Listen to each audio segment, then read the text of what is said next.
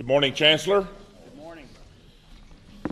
Before we begin, I have a couple of announcements. We have some special birthdays today and tomorrow. Our friend Larry Anders is 39 today. 29, excuse me. And holding. And our beloved Jim Brunges tomorrow is his birthday. And then Tom Neal's birthday is tomorrow. So, and they're not twins. So we would sing happy birthday, but we do not want the Chancellor leaving us because he's told us he cannot sing.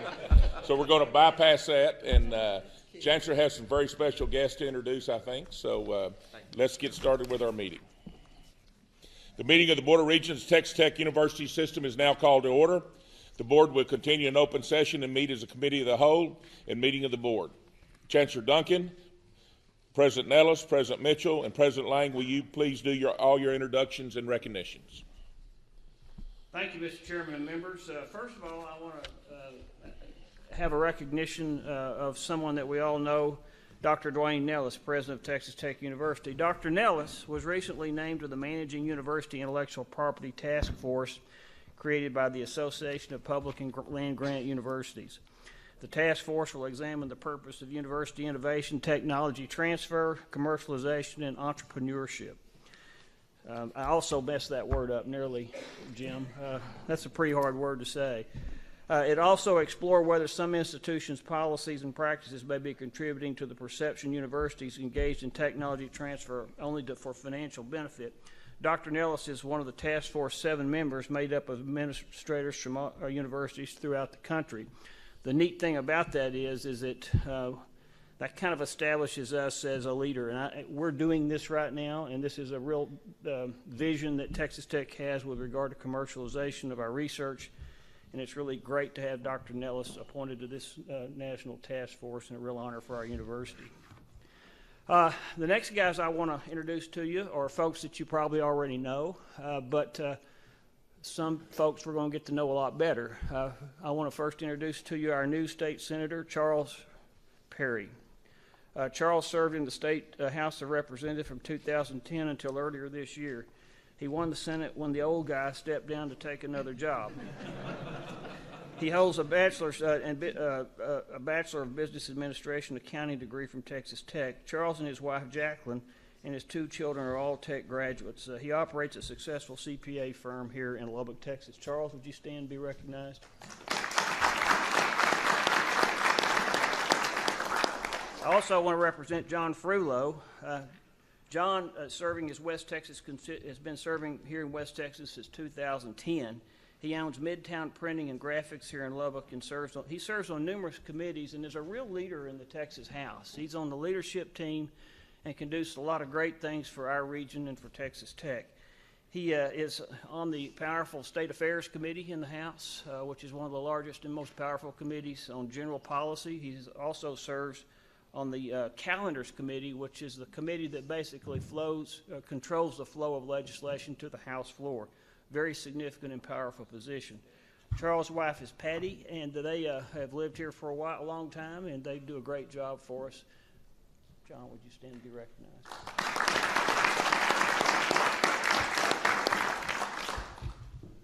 And last but not least is our newest representative, Dustin Burrows, who will be representing us in District 83. Dustin was born in Lubbock and is a graduate of Monterey High School. He and his wife Elizabeth live here. He holds a law and business degree from Texas Tech University. He won the state rep position in a landslide, first race, undefeated. So we're looking for great things from Dustin. He's with the firm of McCleskey, Harriger, Brazil, and Graff. And I want to introduce these 3 guys to you. Now, we have a great West Texas delegation, all from Amarillo, Drew Darby down in San Angelo, John Smithy, Fort Price, Ken King, and up in the Panhandle. These folks work for us every day. And so I want to introduce them to you. I want you to get to know them, and I want them to get to know you. Because they're carrying the wood and water for us down there in Austin. It's real proud to have them here today for you to see and meet.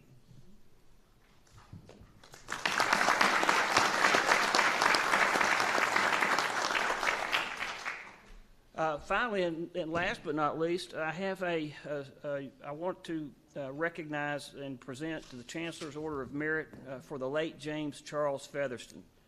The Order of Merit was established by the previous chancellors to offer expressions of profound gratitude for commitment and service to the Texas Tech University system, the community, in West Texas.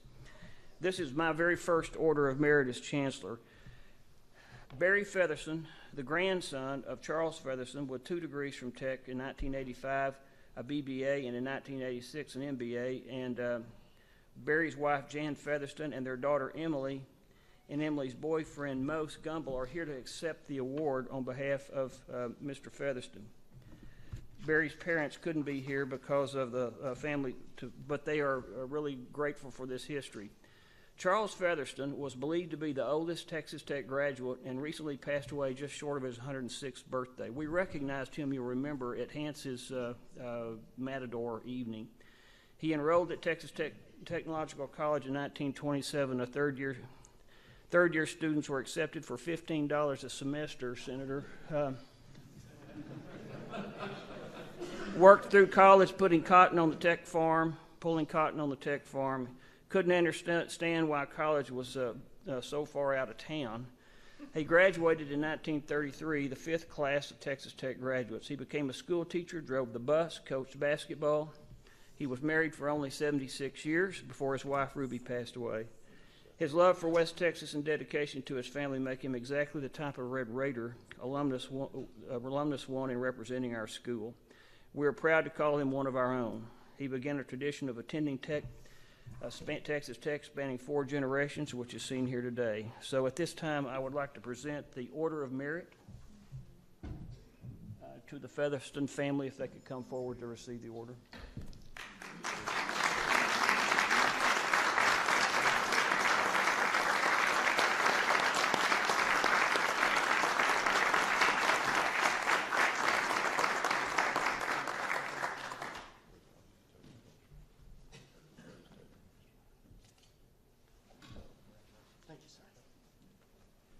That concludes my introductions. Thank you.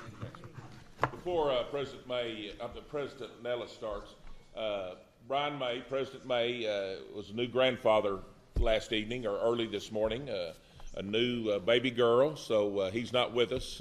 For some reason, he wanted to go back home, so we will miss him, but we're glad of the birth, and the mom and daughter are doing well.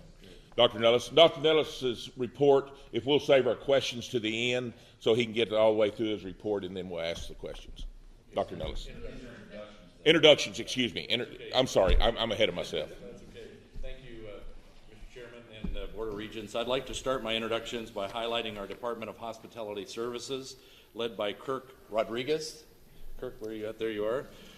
Food Management Magazine ranked our hospitality services as number 33 in the nation for our dining operations. Texas Tech was one of only 3 universities in Texas included in this ranking. This list showcases universities' dining operations with high student populations and ranks the top 50 institutions based on students living on campus, the number of meal plans sold, annual dining program revenues, average cost of meal plans, and number of food courts and retail outlets on campus. Due to our increased enrollment, Hospitality Services has been tasked with renovating existing dining locations and adding new locations to become more accessible to students not closely located in the main dining locations.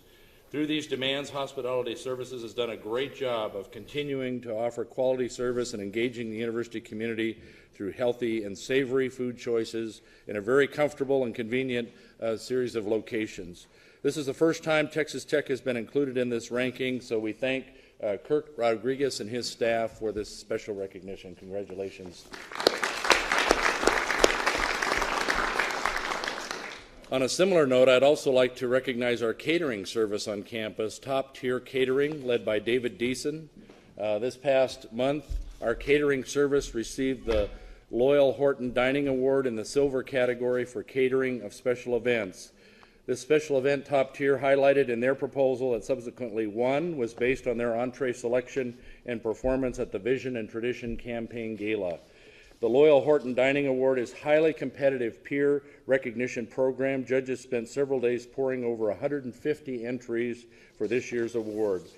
These awards are presented to the best of the best in each category, and we truly appreciate the service of David and his great team in constantly providing exemplary service and representing our university well on the national stage. Hospitality services and top-tier catering report through Kent Meredith and Noel Sloan, and we thank each of you for your leadership in this area. Congratulations.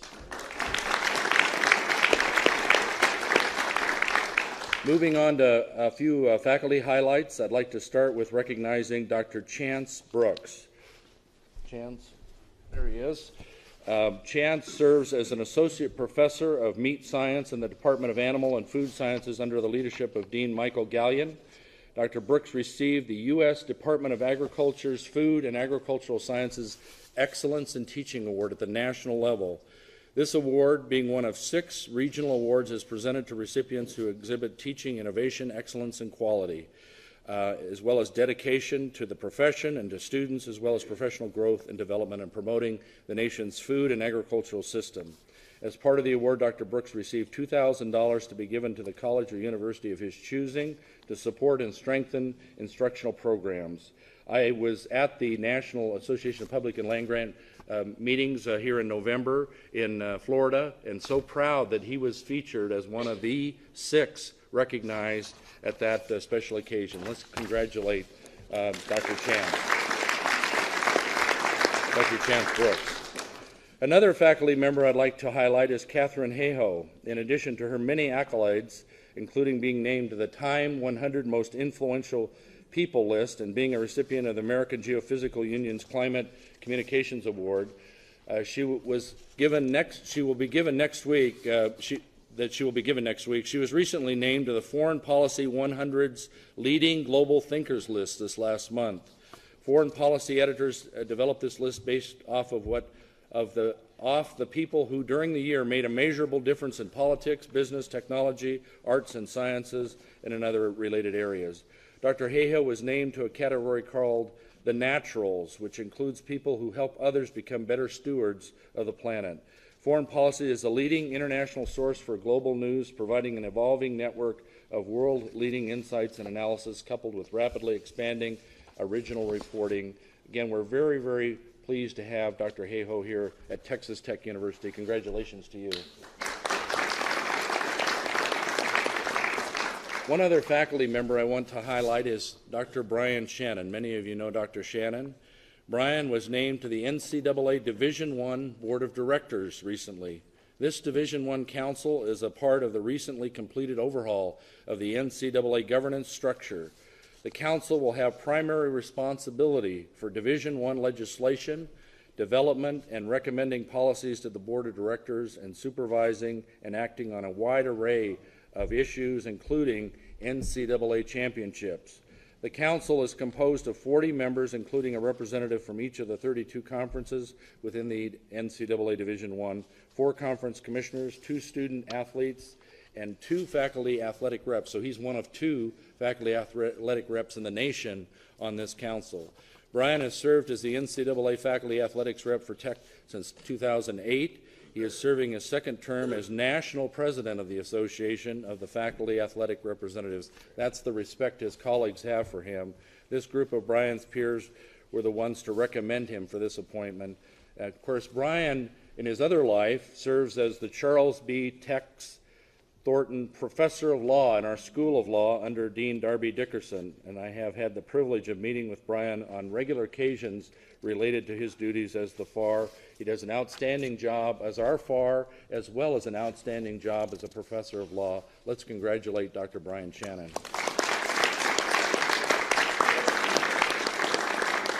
And now just a few student highlights of special recognition. I'd first like to start with recognizing Saba Nafis.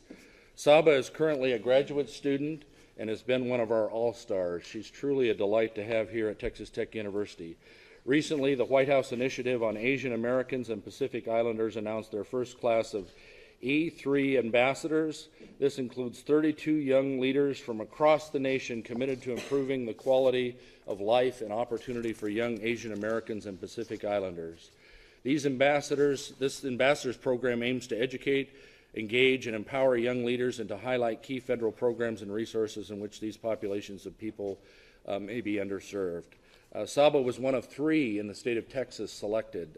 Among all the students that are out there in our state, she was one of 3. And I've had the privilege of working with Saba on a variety of things, and she's one of those exemplary students that has such a passion to utilize her gifts to truly try to change the world.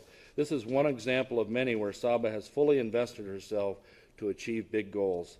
Saba also serves as a graduate senator in Student Government Association and is the president of Double Time, our new student entrepreneurial venture that stands for Texas Tech Innovation, Mentoring, and Entrepreneurialism.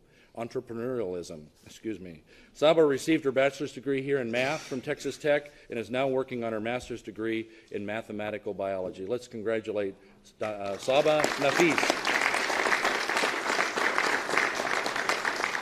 Lastly, I'd like to highlight some of our law students. This is there's a team of 4 law students who secured the law school's 32nd National International Advocacy Championship in the National Pre-Trial Competition.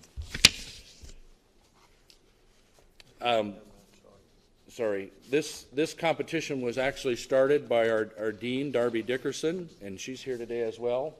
During her tenure as Dean of the Stetson Law. The pretrial competition simulates a 3-hour federal court pretrial evidentiary hearing. It involves brief writing, moot court-style oral arguments, and moot trial-style witness examination. This year's team included all third-year law students, and we have 3 of them here today, I believe. Laney Crocker. Laney, she is from Flower Mound, Texas, received her bachelor's degree in American Studies from the University of California at Berkeley, and we're pleased that she's now a law student here at Texas Tech. Caleb Miller, he is from Fresno, California, and received his bachelor's degree in political science from Pepperdine University. And Catherine Handy, she's from Plano, Texas, and received her bachelor's degree in English from Abilene Christian University. John Rhodey Pace could not be here this morning, is the 4th member of this team, and he's from Comfort, Texas, and received his bachelor's degree in mechanical engineering from Texas A&M. This team is coached by Professor Robert Sherwin, director of our advocacy programs, who's also unable to attend this morning. Let's congratulate this national champion team.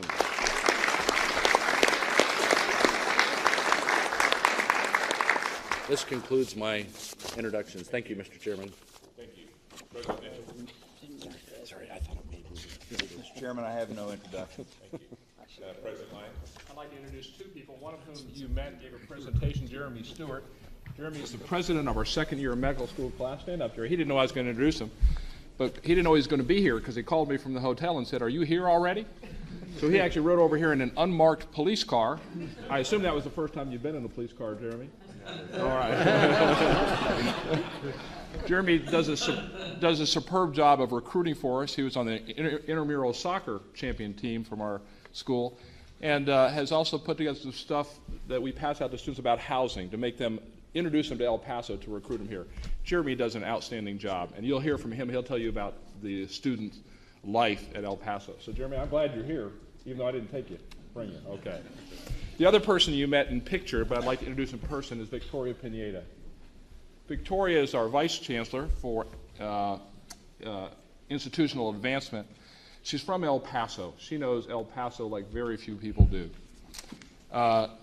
She loves El Paso. She loves Texas Tech University. She's been in Austin. She received her undergraduate degree at St. Edward's and a graduate degree of an MLA as well in English and in Public Affairs.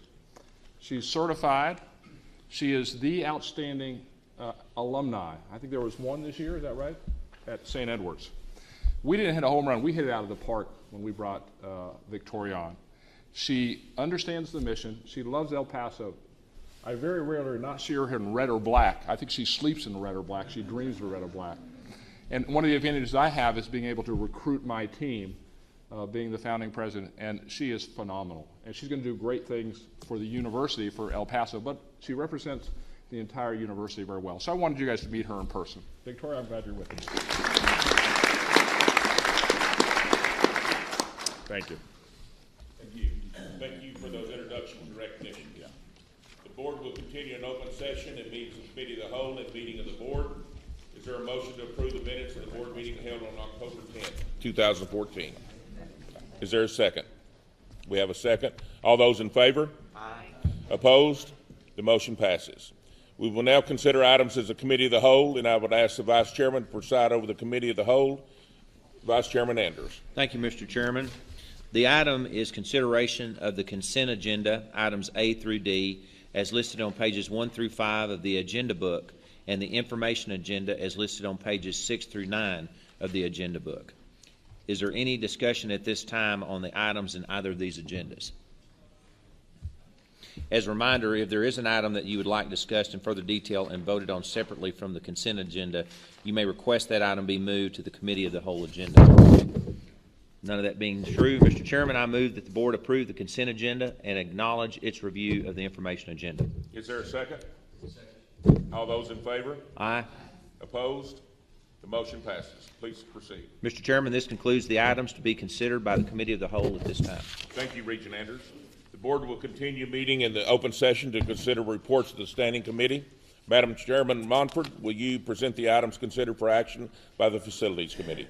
Mr. Chairman, the Facilities Committee of the Board met in open session on Thursday, December 11th, 2014, and considered items 1 through 11 as presented on pages F1 through F20 of the agenda book. I request that the following items be considered and approved as a group. Item 1, ASU, approve renaming of the Management, Instruction, and Research MIR Center Arena Pavilion. Item 2, TTU, approve conferral of honorific naming. Item 3, TTU, approve project to finish out the Jones AT&T Stadium East Building, Southeast, first floor. Item 4, TTU, approve a project to renovate the Jones AT&T Stadium North End Zone Building. Item 5, TTU, approve budget increase to the United Supermarkets Arena Renovations Project. Item 6, TTU, approve budget increase to the Bear Plant Science Building Project. Item 7, TTU, approve a project to construct Chap 1 Utility Infrastructure Upgrades Phase 2. Item 8, TTU System, approve final draft of TTU Health Sciences Center Campus Master Plan Update. Item 9, TTU System, approve amendments to Chapter 8, Regents Rules regarding alcohol policy. Item 10, TTU System, approve amendments to Chapters 8 and 12, Regents Rules regarding honorary statutes. The committee also accepted the following reports. Item 11, Texas Tech University System, report on facilities planning and construction projects. Mr. Chairman, the committee recommends approval of the items as presented, and I so move. Do I hear a second? Second. All those in favor? Aye. Opposed? Motion passes. Please continue. That's my conclusion. I thought, sorry. Mr. Chairman, we are concluded. Present the items considered for action by the Finance and Administration Committee. Yes, sir. Mr. Chairman, the Finance and Administration Committee of the Board met in open session on Thursday, December 12th, 2014, and considered items 1 and 2 as presented on pages FA1 through FA4 of the agenda book. I request that the following items be considered and approved as a group. Item number 1, TTU System, authorize issuance of revenue financing system bonds for eligible projects for construction of infrastructure for Texas Tech University System to refinance existing bonds for debt service savings, to refinance certain outstanding commercial paper into long-term fixed financing, and to pay costs relating to the issuance of the bonds. Item 2, Texas Tech University System, approve reallocation of the long-term investment funds. Mr. Chairman, the committee recommends approval of the 2 items as presented, and I so move. Do I hear a second? Second. All those in favor? Aye. Opposed? Mr. Chairman, this concludes the report of the Finance and Administration Committee. Thank you. Madam Chairman Neal, will you present the items considered for action by the Academic, Clinical, and Student Affairs Committee. Thank you, Mr. Chair. The Academic, Clinical, and Student Affairs Committee of the Board met in open session on Thursday, December 11th, 2014, and considered items 1 through 10 as presented on pages ACS 1 through ACS 15 of the agenda book. I request that the following items may be considered and approved as a group. Item number 1, ASU, approve a Master of Agricultural degree with a major in agriculture in the College of Arts and Sciences. Item 1A, ASU, approve revisions to the admissions requirement at Angelo State University. Item 2, Texas Tech, approve appointments with tenure. Item 3, Texas Tech, approve online Bachelor of Science degree in Human Sciences in the College of Human Sciences. Item 4, Texas Tech, approve online Bachelor of Applied Arts and Sciences degree in Applied Leadership. Item 5, Texas Tech, approve a Bachelor of Science degree in Bioengineering in the Whitaker College of Engineering. Item 6, Texas Tech, approve offering 2+2 programs with Collin College on their academic campuses. Item 7, Health Science Center, approve conferral of emeritus appointment. Item 8, Tech Health Science Center, approve revised School of Pharmacy Practice Income Plan bylaws. Item 9, System, approve amendments to the Missions Regents rules to add a mission statement for Texas Tech University Health Science Center, El Paso. Item 10, the Tech System, approve amendments to Chapter 10 Regents rules regarding the transfer of the technology, commercialization, and research functions to Texas Tech University. Mr. Chairman, the committee recommends approval of the items as presented, and I so move. Do I hear a second? All those in favor? Aye. Opposed? Mr. Chairman, this concludes the report of the Academic, Clinical, and Student Affairs Committee. Thank you. Regent Anders, will you present the items considered for action by the Audit Committee? Yes, sir. Thank you, Mr. Chairman. The Audit Committee of the Board met in open session on Thursday, December 11th, 2014, and considered Item 1 as presented on pages A1 through A3 of the agenda book. I request the following item be considered and approved. Item 1, Texas Tech University System Report on Audits. Mr. Chairman, the Audit Committee also convened into an executive session at which time no action items were considered or approved. Mr. Chairman, the committee recommends approval of the items as presented, and I so move. Do I hear a second? All those in favor? Aye. Opposed? Mr. Chairman, this concludes the report of the Audit Committee. Thank you. We will continue meeting as a committee of the whole and meeting of the board. Ben, please present the schedule of board meetings for 2015. Thank you, Mr. Chairman. There are two changes for the board's meeting schedule. First, the dates for the next meeting of the board will be March 5 and 6, Thursday, Friday, March 5 and 6, and it will still remain in San Angelo. The second change is the setting of a fall semester board meeting that will occur on Thursday and Friday, October 8 and 9. And I will provide your offices with the updated schedule. Very good. Thank you. Chancellor Duncan, please present your report. Thank you, Mr. Chairman and members. Several things I want to address today, and I'll try to be brief. The first is I want to discuss a little bit with you about the upcoming legislative session, which will begin in January. Obviously, we met our legislative delegation from Lubbock, but that's not our only legislative delegation that has an interest in Texas Tech University system. So we have representatives from all over West Texas and also other areas, including El Paso and South Texas, and folks that really, I think, believe in the mission that we have and believe in what we're trying to do in reaching the next level as a university system. The first priority we'll have this coming session will be to enhance and restore formula funding. You'll recall that in 2011, when we had our biggest shortfall, I guess, that I've experienced when I was in the legislature, I think it was like $27 billion, we made cuts in just about in every area of the state budget. And one of the hardest hits was higher education, because it's not an entitlement program like public ed or Medicaid or these other programs that really are driving our state budget. And so at the end of the day, we cut formula funding, and we also cut in 2011 research funding as well. Those cuts even began to occur before the 2011 session when we had interim cuts. In 2013, when we were able to have a little bit more money, we started trying to restore funding. And we did restore funding in some of the research programs, but we were not able to restore all of the funding in the general formula. And that includes support for instructional operations and infrastructure in our community. So that'll be a number one priority. Base funding has to be a priority. The good news is base funding is a priority for all of our institutions and all of the state institutions. So higher ed should be all together on that. Second are capital facilities, and capital facilities, these are what we call, what you refer to as TRBs, but this will be authorization for universities to issue tuition revenue bonds, and typically the state pays the debt service on tuition revenue bonds.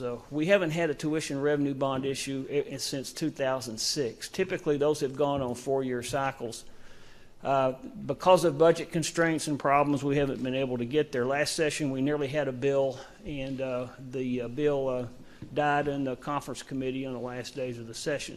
I do believe, at least as we left the session in 2013, that there was strong support for doing tuition revenue bonds. I think the devil is in the details, and I'm confident that the legislature, I think in higher ed pulling together, will be able to receive some relief on tuition revenue bonds.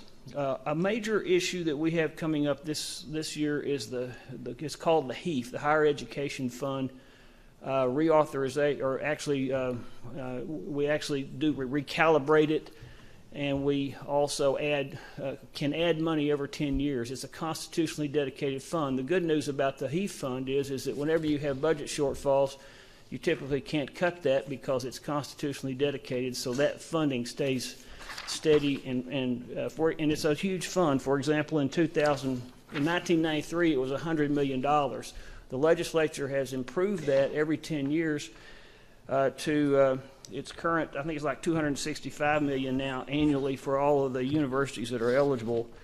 We will support a recommended increase of that by $131 million. That will be significant for all of our system, for each component of our system, and will be funds that are used for infrastructure, capital, laboratories, and some. You can also do some building with it. The next priority, and I think this is a priority both for Texas Tech and Texas Tech University, as well as the Angelo State University, and significant for Angelo State because of the size of their budget, is the Hazelwood legacy exemption cost. We will support legislation that provides resources to address foregone revenue from the Hazelwood exemption. And this would help all institutions in the state of Texas. It's one of these issues that all of higher ed can stay together with. The total cost to all institutions and to the students to do this is about $111 million.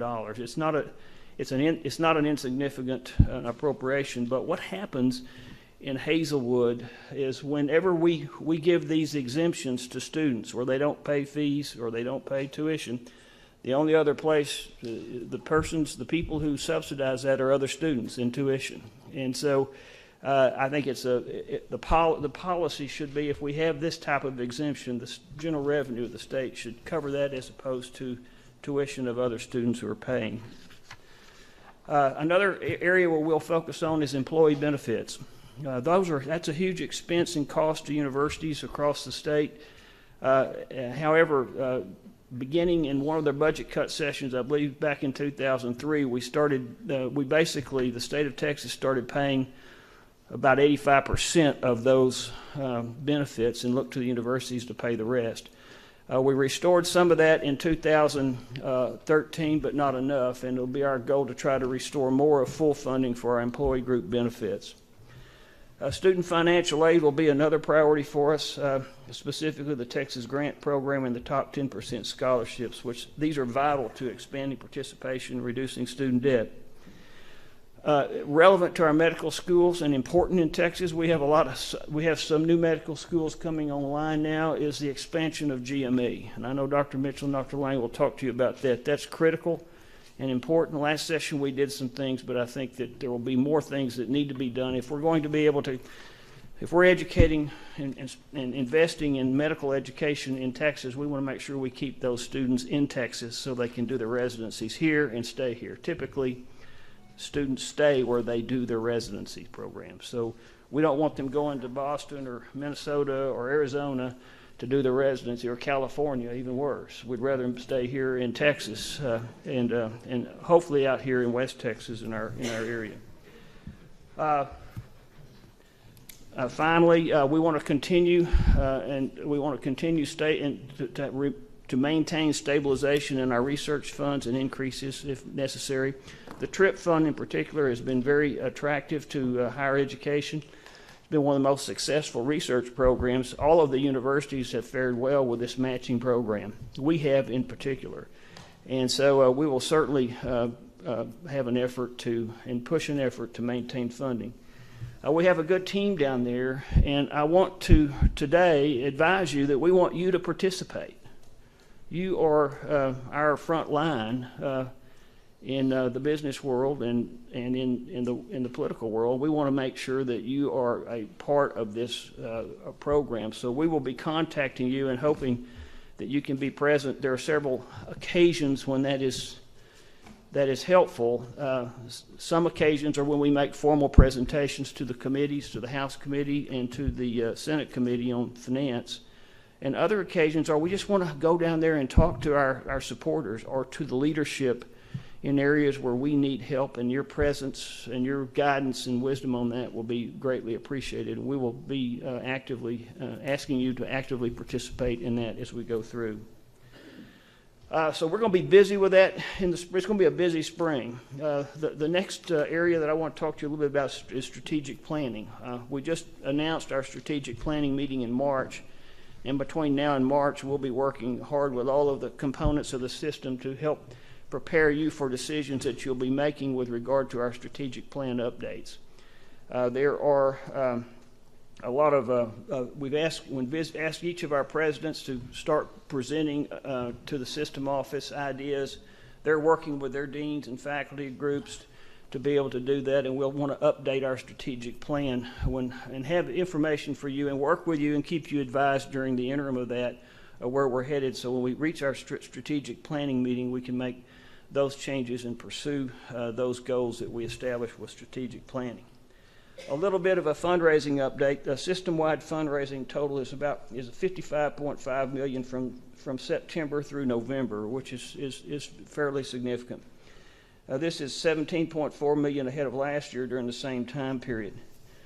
For fiscal year 14, our giving was $158.3 million, the second highest year in our history.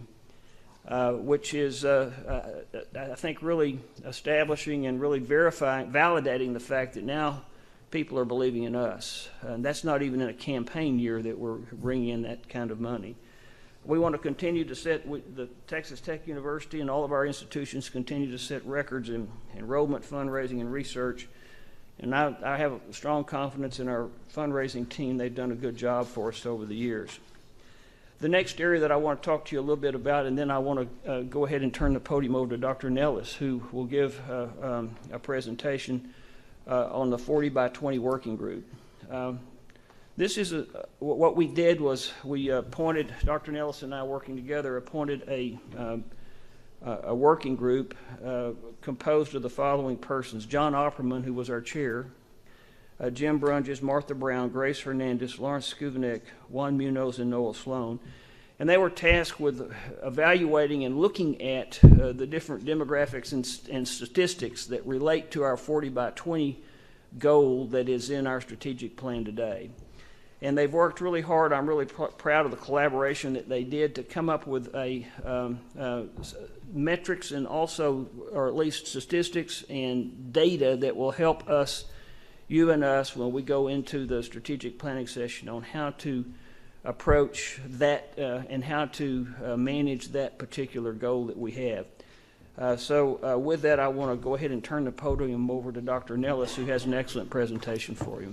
Chancellor, before you sit down, the things that we want to try objectively to achieve during this legislative session, can you outline that for the board and have your office send that to us, if you don't mind? I will do that. Actually, That's- I'll give you, I think we'd planned to give you the actual notes that I was dictating off Okay, of. And great. you'll- Okay. And we might even have it in a little sheet like that, and you can put in your pocket and you can carry it around all I the started time. to say talking points like that would be great. Yeah, absolutely. Yeah. Yeah. Simpler the better for yours truly here.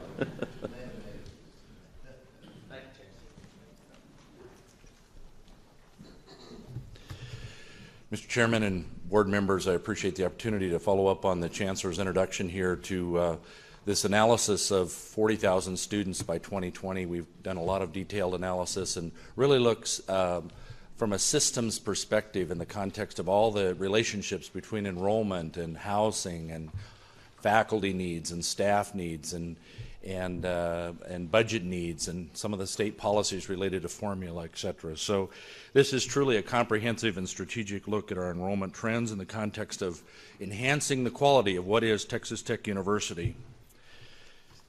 So we'll start with enrollment, and you're all aware of these trends. When we look at the enrollment, consistently our goal over the last several years is to move towards 32,000 students, undergraduate students, by 2020, with 8,000 graduate students and another approximately 600 law students as part of that total. So this conservative approach that we're going to analyze here still leads us to that 40,000. So even if we pull back and continue to try to enhance the quality of our student body, which is our priority, we are still moving towards 40,000 students by 2020.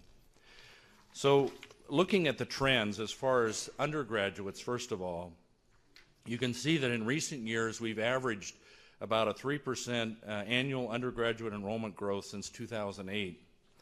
This last year was just an outstanding year as far as recruitment, in the sense that our freshman class increased by 17.5% in 1 year, and our graduate enrollment increased by 8.4% in 1 year. But and at the same time, we lowered the admission acceptance rate, in the sense that we tried to take a higher quality student, but it's the distribution within that trend that led to some of the average ACT and ACT scores that we've been reflecting on. So we're trying to get that quality student, and our applications, by the way, for fall of 2015 are even higher than what we had this previous year, and we're already turning up significantly the quality of what we're expecting for our incoming class. So even if we conservatively look at a trend of 2.25 annual enrollment increase as we move forward to 2020, we will reach the 40,000 students. So if you look at again, our undergraduate target of 32,000 that has been consistent for a number of years, and look at the first line there, this is a current, where we're at now. Our retention rate for freshman to sophomore is about 84%. From sophomore to junior, about 70%. Our freshman enrollment was about 5,600 students. We had 3,000 transfer students. And if we were to get to 8,000 and consistently move towards that, you can see we will be over 32,000 students by 2020.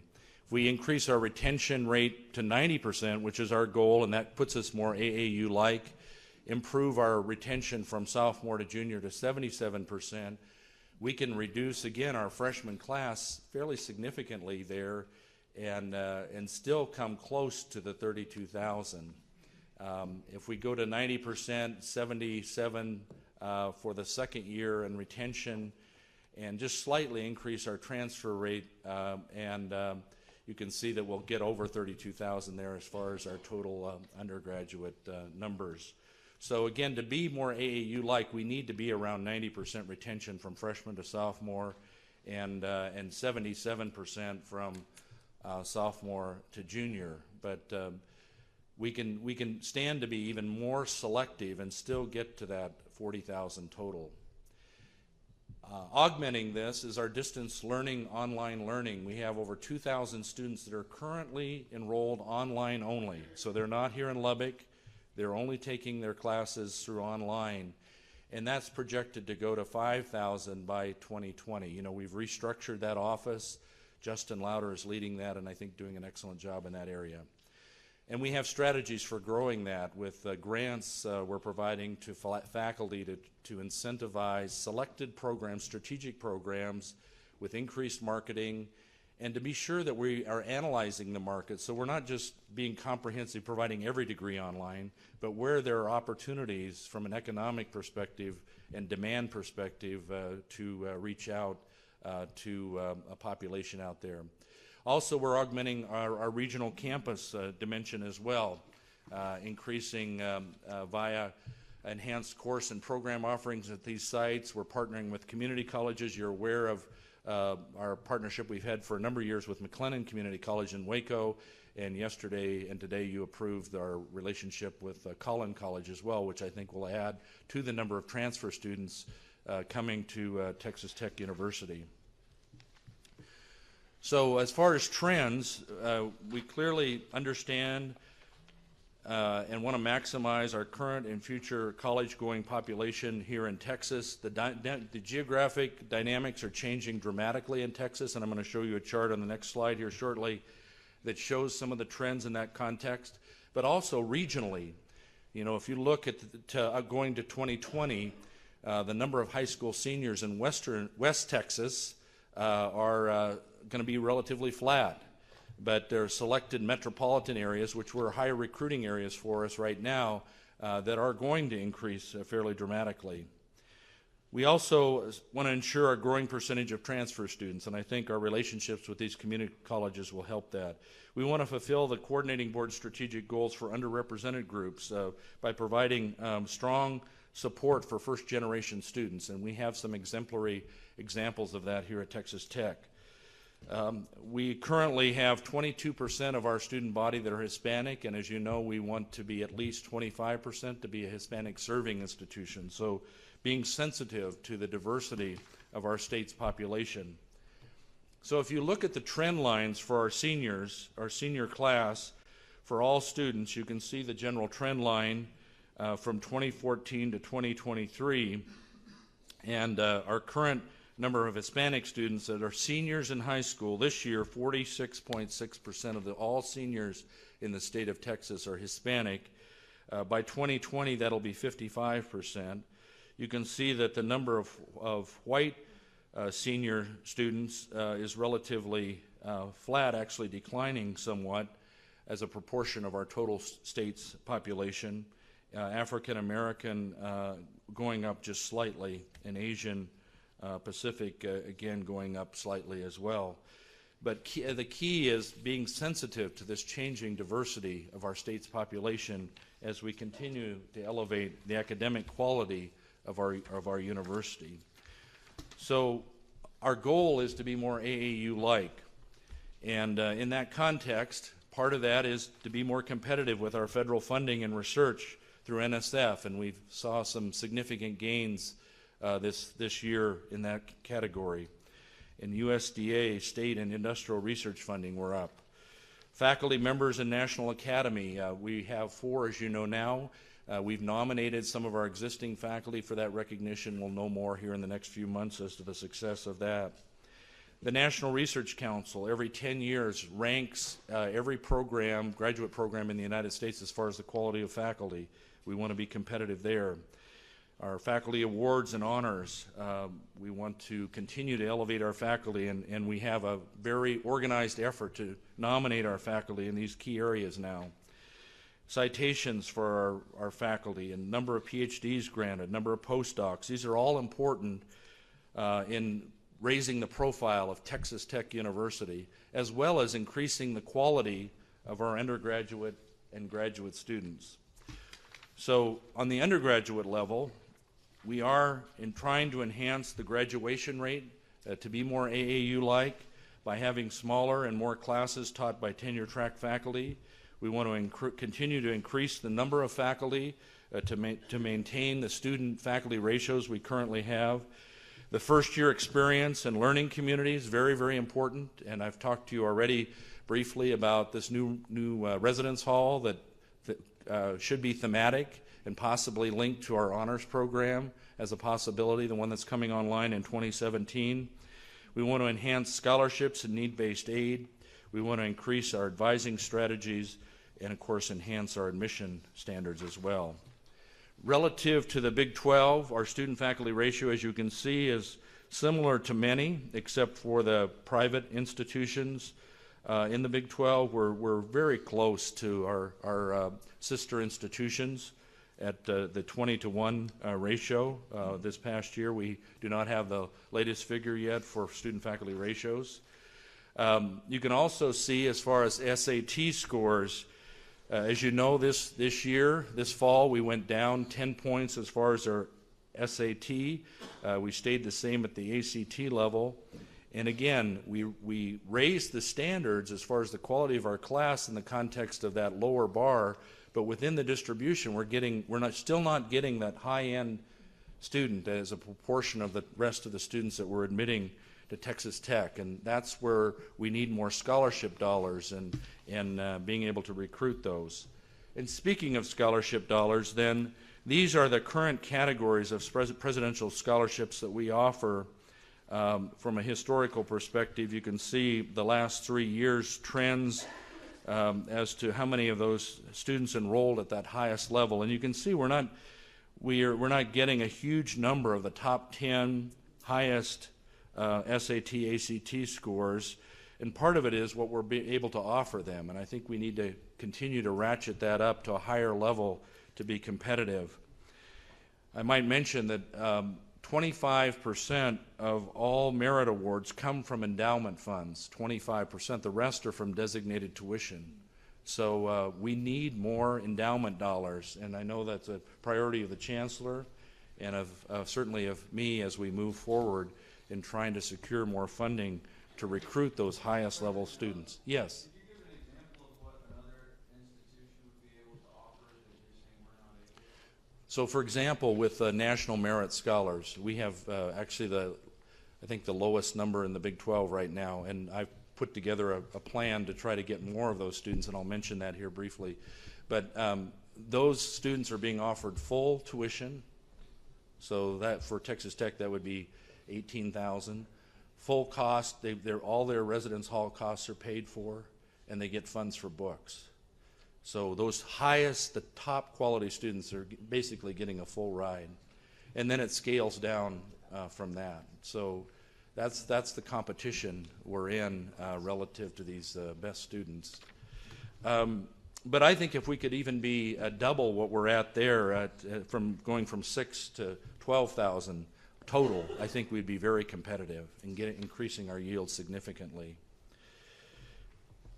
This is the transfer scholarship program we have, and we have a lot of success in getting transfer students to Texas Tech. And you can see that it's based on grade point average along with hours completed. And our proven achievers you can see the level of scholarship they get. And they're coming in as juniors and seniors. And by the way, that's where we have a lot more capacity too at the junior and senior level. So I think that's important as well. Graduate student programs. AAU schools have a higher proportion of graduate students than we currently have. We've done a number of things to try to stimulate increasing our numbers, and as I said earlier, we're up 8.4% in our graduate enrollment. We've already committed $2 million into college budgets for graduate recruitment. Just recently, I authorized $1 million a year for 3 years to support additional doctoral students and postdocs. A lot of AAU schools have many postdocs that are students they've already received their PhD, and before they actually start working as faculty, they work in research lab as postdocs, and that's an indication of the vibrancy of the research quality of the institution. I won't read through all of these, but we have created a doctoral dissertation completion program to make sure these students are not only working on their PhD, but they're getting done and moving on and representing Texas Tech out in the workforce.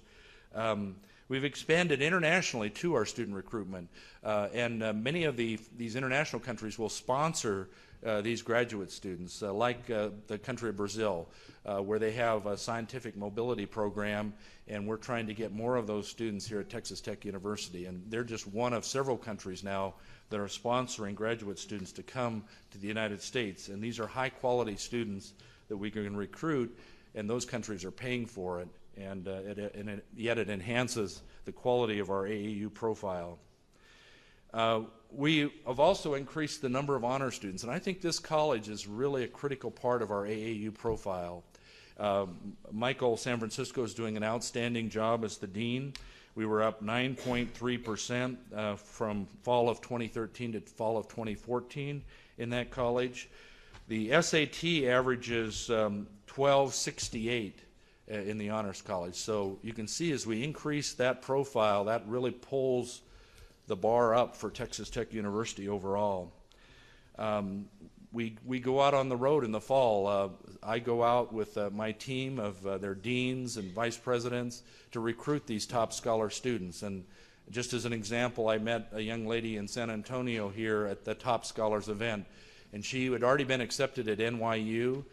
She's been accepted at Harvard and at Texas Tech. And she came for a VIP visit here about a month ago, and she's made the decision now to come to Texas Tech University. But that's the type of student, though, that we need to be able to recruit to Texas Tech. But those top scholar events and having that one-on-one relationship with those students, from the opportunity to meet a president or a dean or an advisor, a faculty member, very, very important to them, because they're not going to get that at a lot of universities. Increasing the scholarship awards, I already mentioned that. We have put in place a President's Merit Scholarship Program that we're enhancing. We've added funds to recruit a minimum of 2 to 3 new National Merit Scholars per year, and strengthening our fundraising efforts in that area is going to be absolutely crucial. So from a funding and infrastructure perspective, first of all, formula funding is currently based on enrollment, discipline, and class matriculation. And so this is important. We have to be careful how we manage our growth, because if we pull back too much, we put ourselves at risk for budget cuts relative to overall state formula. That's where we need to balance that with growing our graduate programs, because those graduate students, are weighted more heavily than undergraduate students as part of the overall formula. But if you look at our percent as far as weighted student credit hours, you can see that in the upcoming legislative session, even though we've had this tremendous growth in our enrollment, you can see that we actually slipped just slightly in our weighted student credit hours as a percent of the total number of weighted student credit hours for the state. 2 years ago, we were 6.76% of the total weighted student credit hours. Even with our growth this year going into the legislative session, we're at 6.74, so not a huge slip, but it's important that we stay at least at that same level as we move forward. Is that because our students obviously are taking fewer hours per enrolled student now? That, excuse me, my throat. Me need some water, I'm sorry. Excuse me, my throat's dry. Not that question led to that. That, we've looked at that, and that's part of it. But part of it is that the other institutions are growing as rapidly as other institutions are growing as rapidly as we are. There we go. Sorry about that. So the other institutions are, you look around the state, Texas A&M had a huge growth the last 2 years in their freshman class. They've kind of opened the doors, and so that's having a significant impact in the overall weighting across the state. Infrastructure, as far as teaching spaces existing to support our continued growth, we really need minimal additions. It's utilizing the existing space we have more effectively, but also building the additions that we've already been talking about, the former Petroleum Engineering building, retrofitting that, the former Mass Comm building, retrofitting that, the addition to the Rawls College, the West Wing there, and some renovations of Weeks Hall. So we think that part of our transitions are the ability is to be met as far as teaching spaces. Research space, we have greater needs. We need to add the TRB funded building, the Experimental Sciences Building Phase 2. The addition of the former Mass Comm building, the renovation of that, again, is going to help us from a research space perspective. And we need to retrofit some of our existing spaces, like in physics and chemistry. We also must use HEAF funds to retrofit, again, additional spaces for research. Office space is currently the greatest need to meet our continued growth for our faculty and staff. I think it'll help when we have the systems office relocated to the new systems building. The existing space on our core campus and the Tech Plaza could be utilized to address the office space needs with minimal debt financing. In addition, of course, engineering and business have future projects plans which will address their office space deficit needs. You know, the Tech Plaza, for example, we currently have 22,000 square feet of space we're using in Tech Plaza. It's a building of 48,000 square feet. So if we had, when the systems offices move out of that, if we had that space, plus what we'll gain when the systems move out of the administration building, I think those, between the two of those, that will help us offset our office space needs. So this just summarizes from new projects planned in the next 5 years, the building needs that we have, and you're very aware of this. Jim Brunges gave an excellent presentation at our last meeting summarizing our overall plans for buildings and debt capacity. And so I've basically touched on these throughout my presentation. Housing capacity is always one that gets discussed as we try to grow towards 40,000 students. The primary goal is to house all of our first-year students, and that has significant implications as far as retention rates. Another goal is to provide housing for any student wishing to live on campus due to academic, economic, social, retention, and graduation benefits on campus that campus housing provides. So the additional residence hall of fall 2017 will provide infrastructure to continue housing's same percentage as a proportion of our total student body as we move forward. And again, we think we have an opportunity in that new residence hall to be thematic as we grow our AAU profile and maybe focus on the honors college. So these are the percentages of students living on campus relative to our total enrollment. And you can see that 2014, 22.39%, which is very consistent since 1990. We're kind of within 1% or 2% of that number as far as percentage of our students living on campus. And so we think that we can continue to meet that with the enrollment growth as well. Infrastructure, auxiliaries, hospitality, recreational sports, student health services, all of these need to be enhanced as we move forward.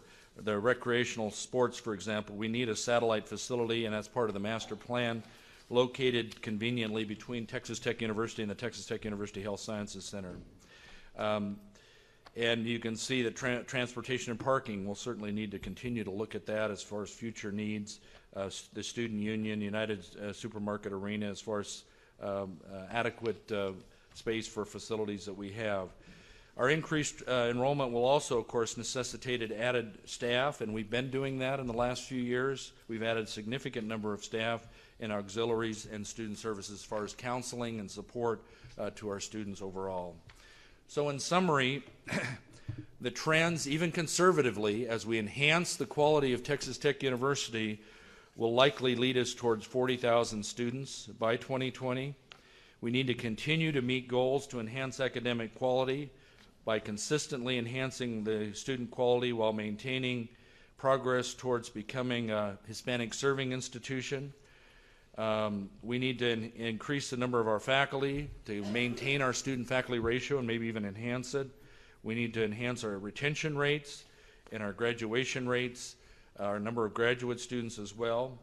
As far as funding and infrastructure, our enrollment growth is essential to preserve our percentage of the formula funding at the state level. We do need added housing that's already planned as part of our our master plan for fall of 2017. We need the goal of increased funded research grants, which will also support graduate students. The TTU currently has classroom and office space to accommodate growth if the Tech Plaza is utilized, and our research space will be added with the tuition revenue bonds if we get that through the legislature. And of course, we need the additions in HEAF funding as well to retrofit our existing space to keep up with our research needs. So that is the conclusion of our overview and analysis of all the different dimensions that feed into our enrollment, housing, infrastructure, research, and growing the profile of Texas Tech University. So with that, I'd be glad to try to respond to any questions you have.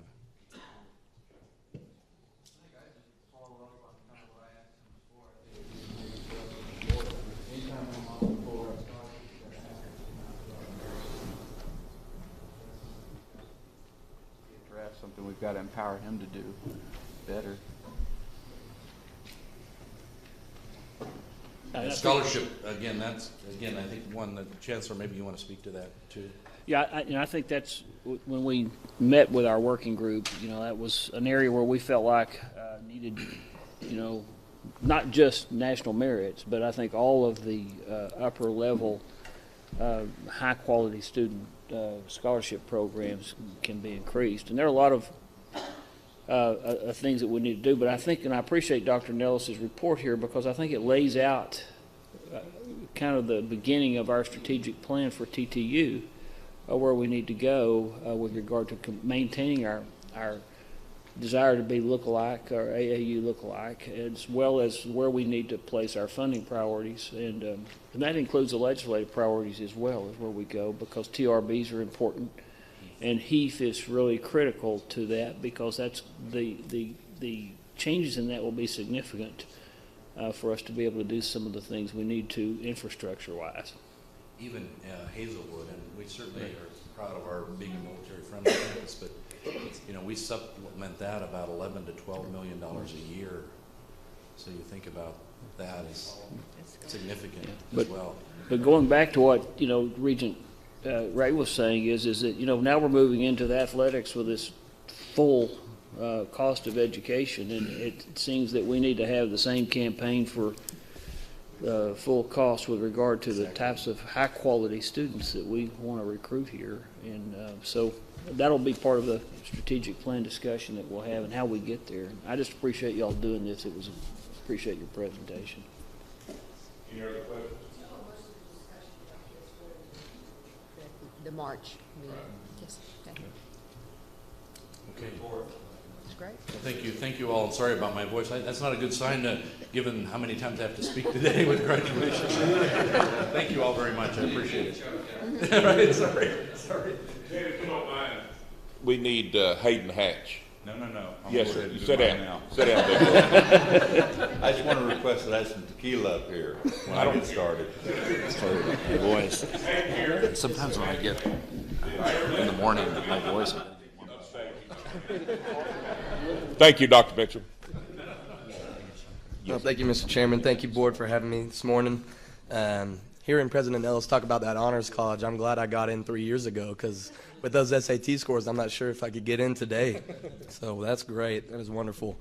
It is truly a great time to be at Texas Tech, and with all this momentum, it's really made things easy to get done from a student government perspective. So I'd like to give you some more good news this morning. Bailey Waldrop, our internal vice president, has been working on planning an SGA gala. This is our 50th year for the Student Senate at Texas Tech, and I know there's some people around the table today who will be getting invitations to that, some great alumni of student government. She's also putting together and bringing back a senior gift, a tradition that's been lost in recent years, and she's got great ideas. We're going to have a fundraiser in the spring, try to raise money and bring back that wonderful tradition. She's also working with a student here at Tech who's going to create a safety mobile application for Texas Tech students. It'll be a free app for your phone. And we had lots of businesses come in and give us sales pitches to try to bring their applications here. And then we found a student, a true entrepreneur, who said that he can create something just as good. And so we chose to go with that and keep it in-house, and that's going to be a great mobile application, hopefully ready by the spring. Bailey has also headed up the first year for the Women's Leadership Institution here at Texas Tech, and she's already held 2 events and invited some wonderful business women in the city to come to those events and talk to students here at Texas Tech.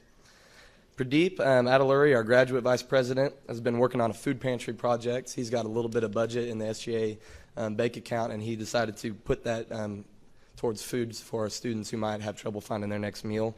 Very excited to see that coming in the spring.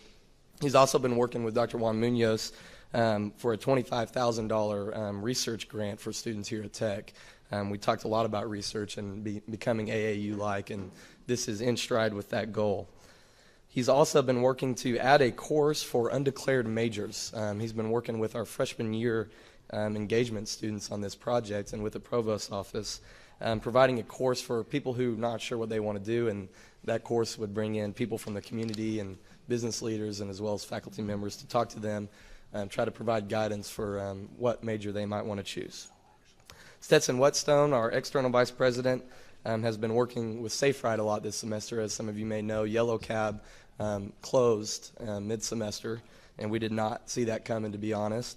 And he's been working with the new owner. It has been bought, and we're going to bring back Safe Ride in the same fashion that it has always been for the students. So we're excited about that. He was also able to engineer a temporary fix with City Bus so that that service did not disappear in the meantime. Myself, I'm happy to say that the RFP came back on bringing a form of dining bucks off of campus. So you heard about hospitality services here doing a wonderful job, and all of that food is purchased with your student ID card. And in the spring, you're going to be able to take that ID card off of campus and use it at local restaurants. So we're very excited about that. We're closing up meetings to talk about the company that we might choose, and that's going to be a great service for our students, I think, and be a great recruiting tool as well. I'd like to update you all on specifically Regent Steinmetz on Raider Gate. That is the student tailgate, and I'm pleased to say that every single home game sold out this year for Raider Gate, and that is huge compared to the years prior. So that was a big hit this year. And I say sell out, those spots are actually free, but that's the term we still use. Every single spot was reserved by students. So that was a good success this year. As a student government, the Executive Council went to Ames, Iowa, where Iowa State hosted the SGA Big 12 Conference. At this conference, we had a joint Senate meeting, and we were able to represent Texas Tech and provide a piece of legislation. And we chose to write a piece that advocated for an exemption from the Affordable Care Act for students. Student employees on campus have been running into a problem. Their hours have been cut, and it hurts Tech, and it hurts our students as well. I'm pleased to say that this resolution was by far the most popular piece presented at that meeting and passed with unanimous support. We will, as a Big 12, we will go to Washington, D.C. in the spring, and we will present this piece and advocate for that. So we're excited to get to do that on behalf of Texas Tech. I'd also like to update you on our push with the It's On Us campaign. And the It's On Us campaign is a campaign straight from the White House promoting bystander intervention in an attempt to decrease sexual assaults on college campuses. The week of November 17th was the National Week of Action for the It's On Us campaign. The Student Government Association, as well as the Interfraternity Council, had a booth in front of the sub where we provided free food and invited students to come and speak on this topic. I'm pleased to say that we had over 300 students take the pledge personally to step in when they see something wrong and to intervene. And I think that is a great movement in our culture here at Tech, and will continue to push that campaign in the spring. So I'm very grateful to get to speak to you today. Is there any questions you might have for me? Yes? What's Raider Gate? Where is Raider Gate? What is Raider Gate? Raider Gate is a student tailgate. It is in a parking lot over by one of our residence halls, very close to the stadium, and you can reserve a spot if you are a student, and the spot is free. And this year we had many students reserve spots for the whole season, and it's a tailgating parking lot for students only. Yes. I was trying to figure out what spots were. Yes. Okay. Hey, Hayden, you said students only 3 times. Is that directed towards us? No. No, we are. No, it isn't. We are happy to have that tradition, and I'm happy to bring it back in a big way. So, thank you very much. Thank you, Hayden. Very nice. Jared, since President May's here, why don't you go ahead and give your report?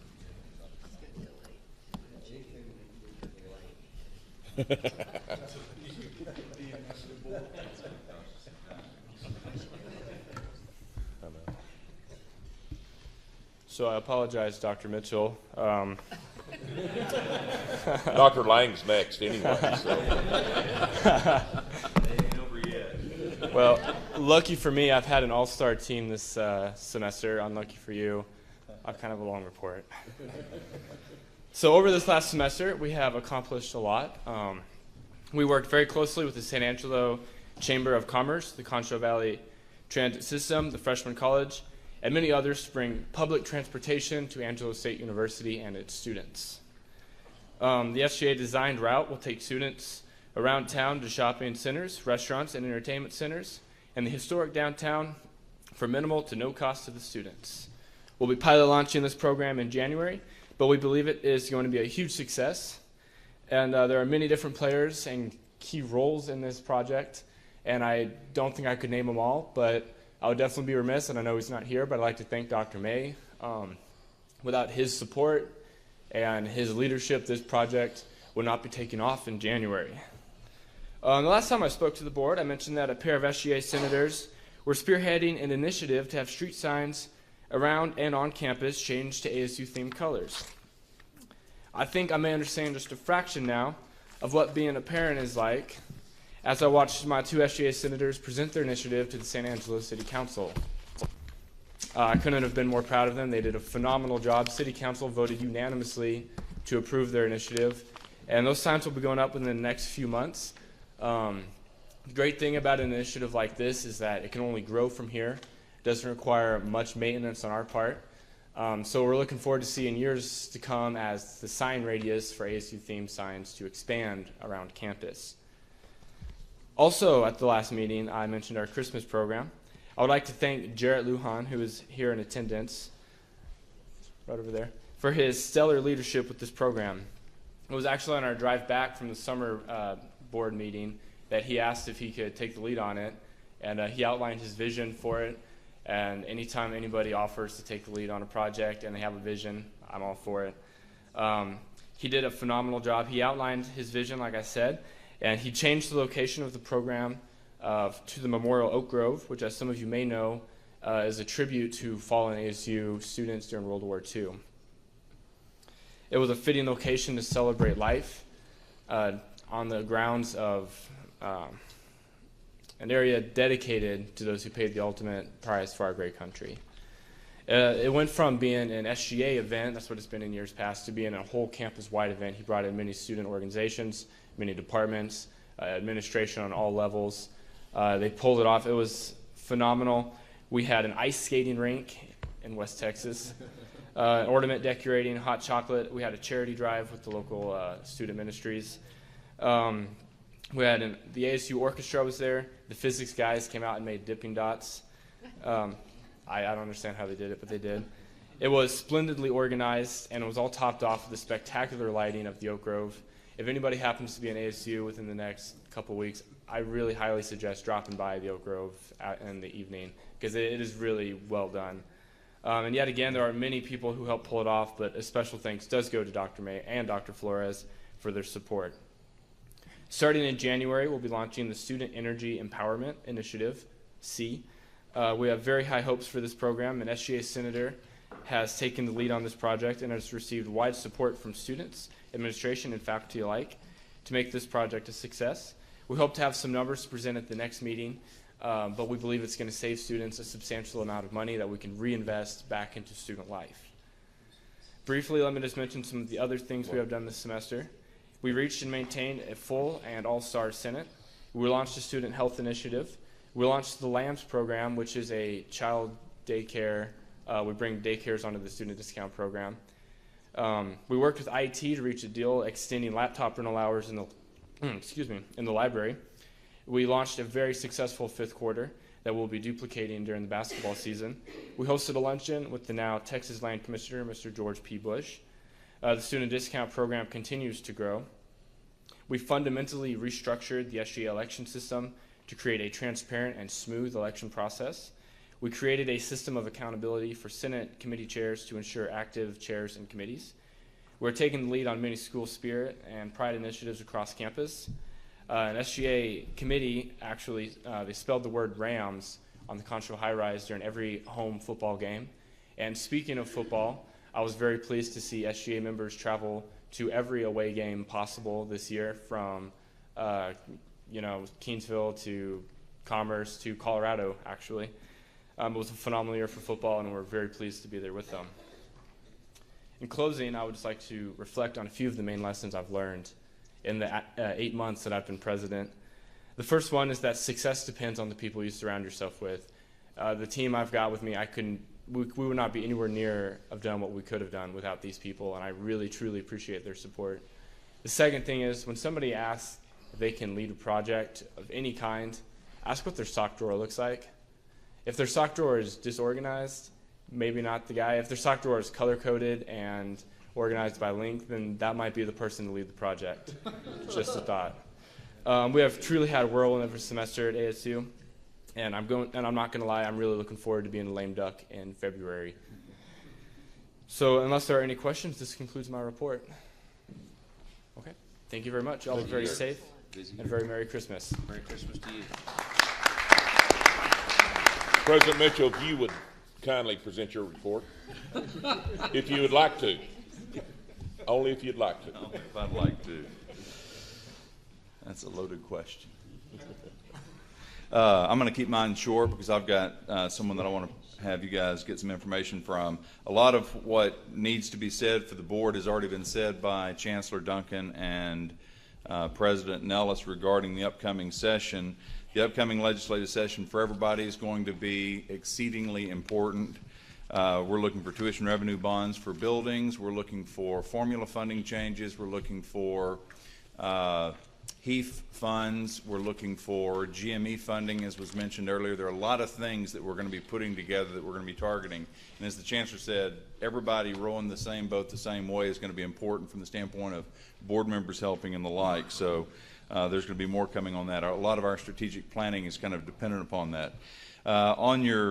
On these reports that I'm passing around to you, you'll see on the front of it says, "Your Life, Our Purpose." We've had this campaign that we've been putting on, this initiative that we've been working on for the last several months to make sure that folks know we're starting in the Lubbock community, but the plans are to make sure this falls over to all of our communities where we serve folks, make sure that people know who we are, donors, potential donors, patients. We see nearly 200,000 patients per year.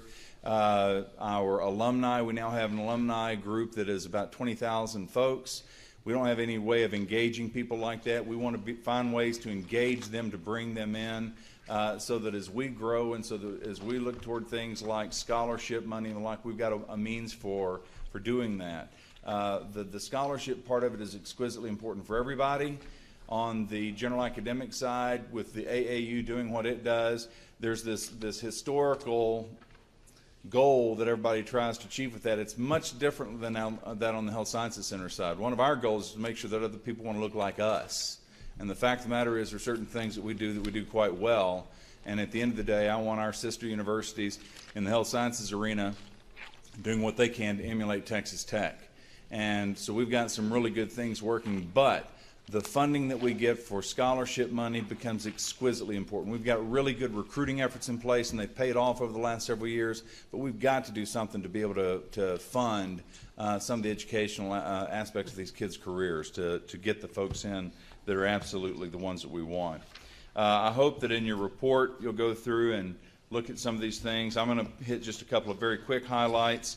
If you will look at page 3, we have our upcoming strategic planning meeting set for January 8th, and that's in preparation on the HSC side for the system strategic planning meeting in March. And so it'll give us a chance to put our thoughts together and see where we've been the last few years and where we want to go over the next few.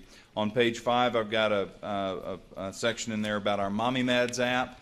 The Mommy Meds app, as you guys know, is the one that is used for pregnant and breastfeeding mothers. When this thing was launched, it hit the #1 app on iTunes for medical apps. Just in the last few weeks, we've had, between this one and the professional app, nearly 20,000 downloads. So this is one of those things that, again, it puts the Health Sciences Center at the forefront of everybody's thinking, not just around here, but around the country and, in fact, in places around the world. If you'll go to page 7, I'm not going to read this, but if you look at our Allied Health Sciences group, if you look at our nursing group, if you look at our School of Medicine, School of Pharmacy, graduate school, all our students now are working together in ways that we're receiving national recognition for the interprofessional education efforts that we have. And these are things that, in fact, I've been sharing with our sister universities, with the sister systems at UNT and A&M and UT, because we've put a lot of time and money and effort into this, and it makes no sense for them to have to pay for it as well. But these are things where people are turning to us to ask what it is that we're doing about it. Very quickly on page 17, just as a reminder to you guys, we have an affiliation with the Betty Ford Center. And it's one of the things that there are only 2 medical universities in the country that have an affiliation with the Betty Ford Center. We actually have students that will do rotations out there as part of their medical education. And it gives them an opportunity not only to learn about what substance abuse is about and the like, but also to see professionals, health professionals that are suffering from it, because they go through what's called the Caduceus program when they're out there. It's one of the gyms that we have that we actually use as a recruiting tool. If you will then flip over to page 27, one of the efforts that we've been putting a lot of attention to, in part because the state's been asking us to, is our telemedicine program. Our telemedicine program is outstanding. We have a network with equipment, hardware, software around the West Texas area. And just as an FYI, we're going to be looking to expand that substantially over the course of the next few years. On the last few pages there, I've got what I call the news you can use. These are some articles that have come out about flu shots and other things that you might find of interest. And then on page 32 is your Christmas joke of the meeting. And with that, then, I'm going to give the rest of my time to Dr. Marjorie Jenkins. Marjorie Jenkins is a professor of medicine. She's on the Amarillo campus. And Marjorie grew up in Kentucky, got her undergraduate degree in chemical engineering, worked in the chemical industry for a while. Then she went back to medical school at East Tennessee State. She graduated at the top of her class, did internal medicine training in Ohio, went into private practice for a while, but had mentored under Steve Burke and eventually made her way to West Texas. And one of the areas that we also have received national recognition for the work that we've done has been in gender medicine, sex and gender-based medicine.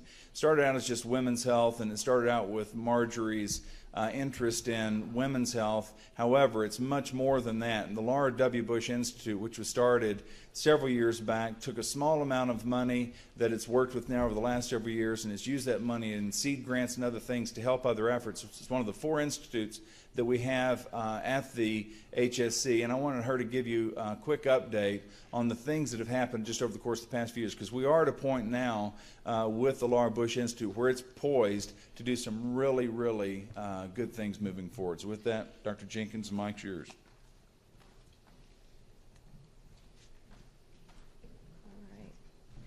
Thank you for allowing me to speak today, President Mitchell. It is an honor. I last spoke before the Regents in 2008 to ask for approval for the naming of the Laura W. Bush Institute and to also propose an idea for support for building this institute. I was honored to write the proposal for Mrs. Bush. My first visit to the White House was to present that proposal, which was not a nerve-wracking experience at all, let me tell you. But we were very successful. When we went to present this idea, we were told we would get an answer in 4 to 6 months. We got the answer in 4 days from Mrs. Bush, and she has generously supported us over the past 8 years with her time and her support nationally as well. So the Laura W. Bush Institute is an institute that is progressive and growing multi-campus and multidisciplinary organization focusing on women's health and sex and gender. Basically what we do is we support the fact that men and women and boys and girls have different health needs. They're unique from the way they access health care to the way health care is delivered to them based on their biological makeup and based on their gender construct of how we perceive them. It might surprise you to know that currently the FDA does not require medications to be proven to work in both men and women. nor do they require that stents, pacemakers, and defibrillators be proven efficacious in both men and women. That is important. That's some of the advocacy that we're doing on the part of the Laura Bush Institute and Texas Tech, is testifying at panels for the FDA, writing expert panel reports, and taking our message to the next level. We grew rapidly. That's because Chancellor Hance was really scary, Chancellor Duncan, and he told me not to let the grass grow and to get it going. So we did grow rapidly across West Texas on the part of the Laura Bush Institute. We are now in Amarillo, Lubbock, Midland, Odessa, San Angelo, and El Paso. We will be expanding to Abilene within the new building there, and we are also in discussions to start an effort in Dallas. And I will tell you, it is a very good position for me to be in, because we get to work on the part of the Laura Bush Institute across the system because of San Angelo and others. So we get to see a lot of perspective. So before I run out of time, I want to say thank you to this board. Many of you sitting here weren't here in 2008 when we started, when we came to ask for support. But this group did allocate $1 million to seed the Laura Bush Institute. So Regent Anders, happy birthday and thank you. And Regent Francis was also in that group. We also had dear friends that came on board the next year, and Regent Nancy Neal, who's on our founding board, and Regent Huffaker, then Regent Huffaker. It has allowed us to engage with leaders across Texas, and you will see many friends of Texas Tech. We see friends of the Bushes on this list: Larry Gill, Jan Reese Jones, Diana Strauss, Jean Tower Cox, who have supported this institute. They meet twice a year. Mrs. Bush meets with us to strategically plan and obtain resources for us. And Leanne White, Regent Alan White's wife and a dear friend of mine, chairs that board for us now.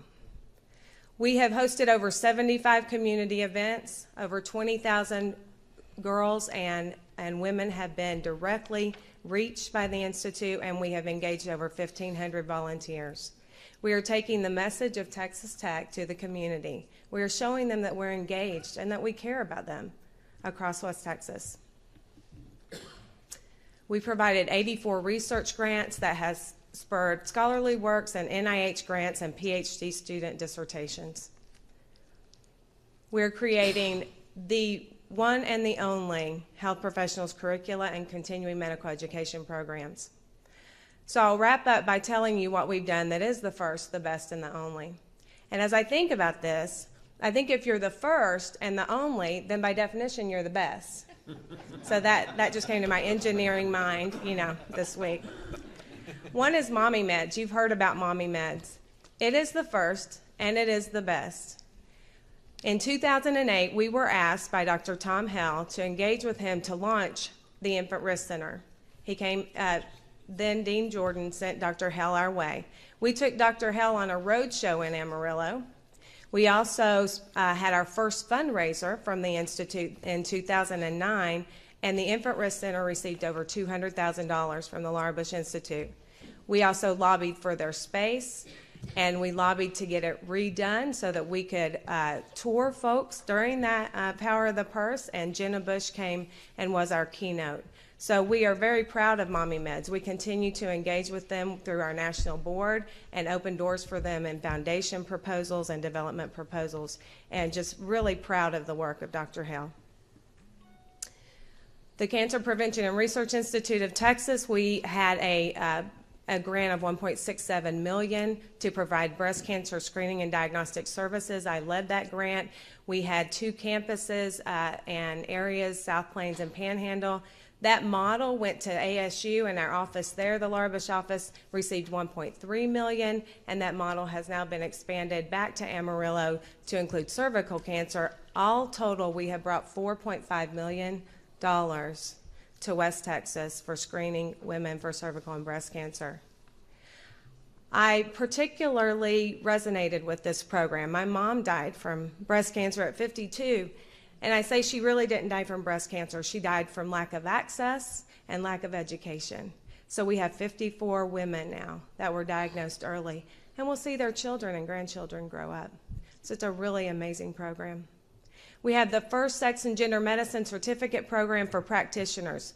You want your doctor to know the difference. Trust me. You want your pharmacist and your nurse and your allied health provider to know the difference. We have created the program for training them. We have created the only national database of practitioners. Women around the country ask me, how do I find a doctor that knows the difference? And there's no database right now. We're creating that from Texas Tech and the Laura Bush. We have created the only curriculum program of products that is exportable to other schools. We have Northwestern University, Mayo Clinic, University of Mississippi, University of Utah, and many others that are now seeking to utilize our products. I want to take a brief moment to tell you how we're starting national conversations. This is a workshop that happened at the National Institutes of Health on October the 20th. And they are there to talk about integrating sex and gender into preclinical research. Right now, 80% of all research is performed on males and then applied to females once we get to the clinic. So they should be talking about research and research protocols. But this is what the keynote, Dr. Larry Cahill, said at the end of his message. What should we do about this? I want to make two suggestions. The first is nothing's going to change until the next generation changes its thinking. And there I want to highlight the work of people like Virginia Miller and Marjorie Jenkins at the Laura Bush Institute for Women's Health in Texas. These people have been amongst the leaders in creating medical school curricula, and I encourage you to go check out this website that takes this and makes it very practical for students trying to learn things. This is wonderful and often unheralded work, but this is really what's going to change things. When the next generation thinks, of course I need to consider whether it's a man or a woman. I would be a fool not to. So we are excited that we've been able to engage faculty from Harvard, from UC Irvine, from Northwestern, from Mayo to help us create our online CME. We have 200 faculty and students that have helped us create our curricular products across all the schools at the Health Sciences Center. And we are leading the first Sex and Gender Medical Education Summit, which will take place at Mayo Clinic in Rochester. I'm chairing that committee, and we are very excited to have the support of Texas Tech for this summit. We are branding ourselves nationally. We've been invited by HRSA to participate on panels. I'll just quickly show you the organizations that have asked us to be at the table.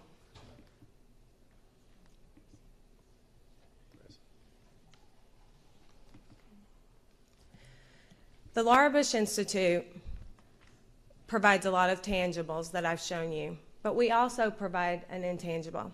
We provide community, and we provide opportunity. My daughter is one of those honors students in the Honors College. She's a sophomore, Catherine.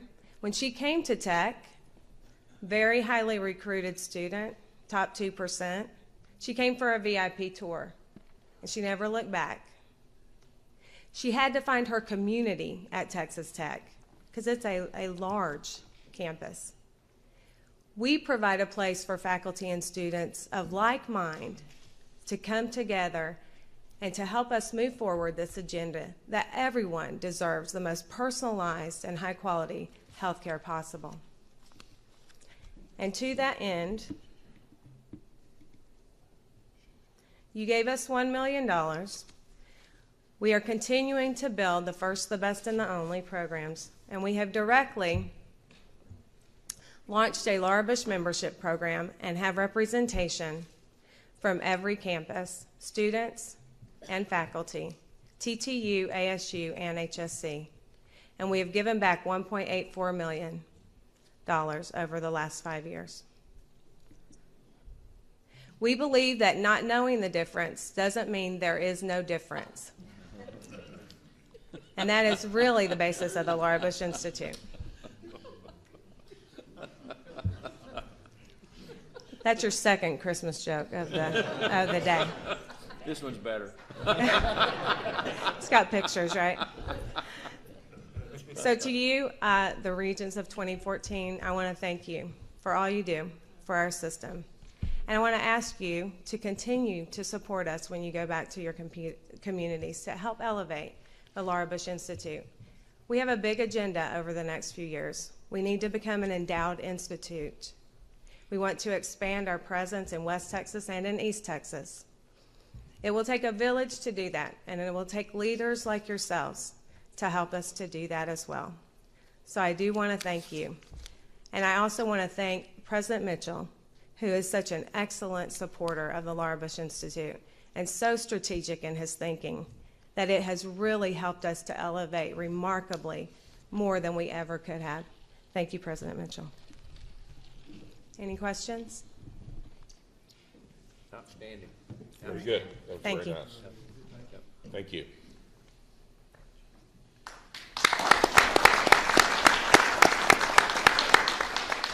Ted, could I make a suggestion that we include continued discussion about the Laura Bush Institute at the strategic workshop in the spring? And women have been ignored a lot largely in research. Janet says I don't listen to her. At least I think that's what she says. Because we're the lowest common denominator. We are. Eric? It's a great joke. Good Lord. Hello, everybody. As always, it's my pleasure to have the opportunity to present in front of you. I just want to start out by saying that I am so proud of our HSC students this semester. They have gone above and beyond my expectations in all manners, and I don't have time to fill you in on all the things we've done. I will present in the style of Dr. Mitchell and keep things short and concise.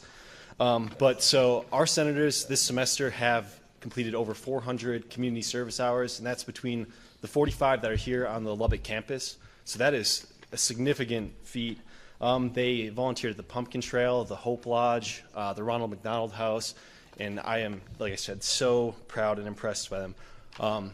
So the big event that we've had since we last met was our Leadership Summit, and this is a great event where we get students from all across Texas, from all of our HSC campuses, to come here to Lubbock. So we had students travel from Midland, Odessa, Amarillo. We had a few students travel as far as from El Paso to come to this event. And Dr. Mitchell was our keynote speaker, and he gave a phenomenal speech.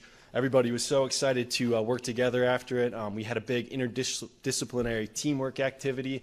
Everybody had lots of fun. We had rave reviews. And we went to the UT game, which unfortunately did not go in our favor, but it didn't really take away from our end of the summit, at least.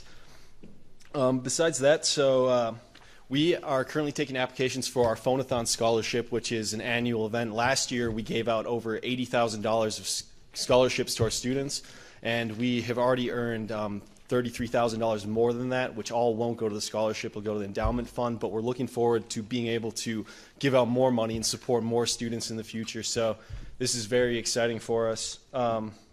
So our next big event that is coming up is the annual joint congress between TTU and TTU HSC, and everybody here will be getting invites, so keep an eye out for that. But this is a great opportunity for all the students to come and get updates from the university presidents and just talk about problems and events and things that they've faced throughout the year that might be unique or maybe can translate to the other universities. So we're really looking forward to this event. It's a nice event. We have a social hour so the SGAs can get together and talk. It's going to be a lot of fun, and we're really looking forward to it. Besides that, this last Friday we actually had our annual student holiday reception, and it was a huge success. We raised several hundred pounds of food for the food bank, and we collected a bunch of toys for Tots. We had hundreds of students attend. It was a couple hours long. Great food. It was a Christmas wonderland.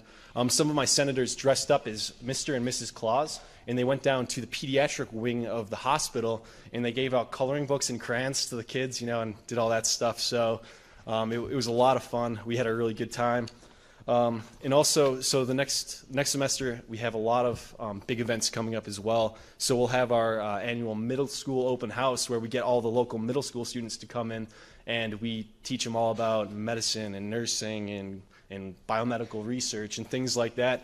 It's going to be a lot of fun. And then April 11th, we're going to be having our annual Future Healthcare Providers Conference, which is open to people from all walks of life. So from middle school, high school students, college students, or people who are looking for a career change into a medical profession, they come to HSC, and we usually have between 200 and 300 people. We're going to have all sorts of interactive activities. We're getting the Army Medical Triage tent is actually going to be setting up in one of our lobbies, and so the guests will be able to walk through this and see all the technologies and all the great things that you'll get to do if you go into the military side of healthcare. And we're really looking forward to that. Dr. Daly, one of our, he teaches anatomy. He does a great demonstration of some things that I honestly am a little grossed out by, being not in the medical field, but the students really like it and the visitors think it's really interesting. So we're looking forward to another great semester. And again, I just want to thank you all for giving me the opportunity to present like this in front of you. Are there any questions? All right, well, everybody have a happy holidays, and for those who are traveling, stay safe, all right? Thank you, Eric. Just so you know, Eric is with the Graduate School of Biomedical Sciences. They usually don't involve themselves in SGA a lot. It's our smallest school. Eric's been involved in SGA for 3 years and has done an exceptional job. But so that you'll know that he's not just a regular normal guy, tell him specifically your area of research interest. All right, so everybody's got this stuff called DNA. No. Don't say it in English. Don't say it in English? What do you study? I study the polyadenylation by studying the phosphorylation of a protein called CSTF64. That is a RNA binding protein. That's what I want you to say. Thanks, everybody. Is this the same school you refer to as they're going to cure cancer or be a unibomber? That's right. And I'm still trying to figure out with him which it's going to be. I'm on the curing cancer side of things. Thanks, everybody. Eric. Thank you, Eric. Merry Christmas, Eric.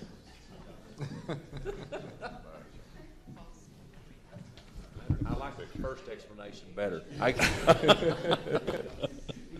Yeah. Chairman of the Board, it's a privilege to present. First of all, I just want to affirm our unity in standing behind what the Chancellor and the previous two presidents said about our legislative priorities in terms of making sure that the formula funding, the TRB, HEAF funding, the Hazelwood exemption, and GME slots are all on the agenda, and we're all unified about that. Let me tell you a little bit about I'll try to put, in a very short period of time, put a face on what's going on in El Paso right now. This weekend we'll hold the nursing school graduation. It'll be my first nursing school graduation at our institution, and I appreciate Regent Anders being there as well. We'll graduate 48 nursing students. We'll have an opportunity to drive Regent Anders by the nursing school, which has been completed.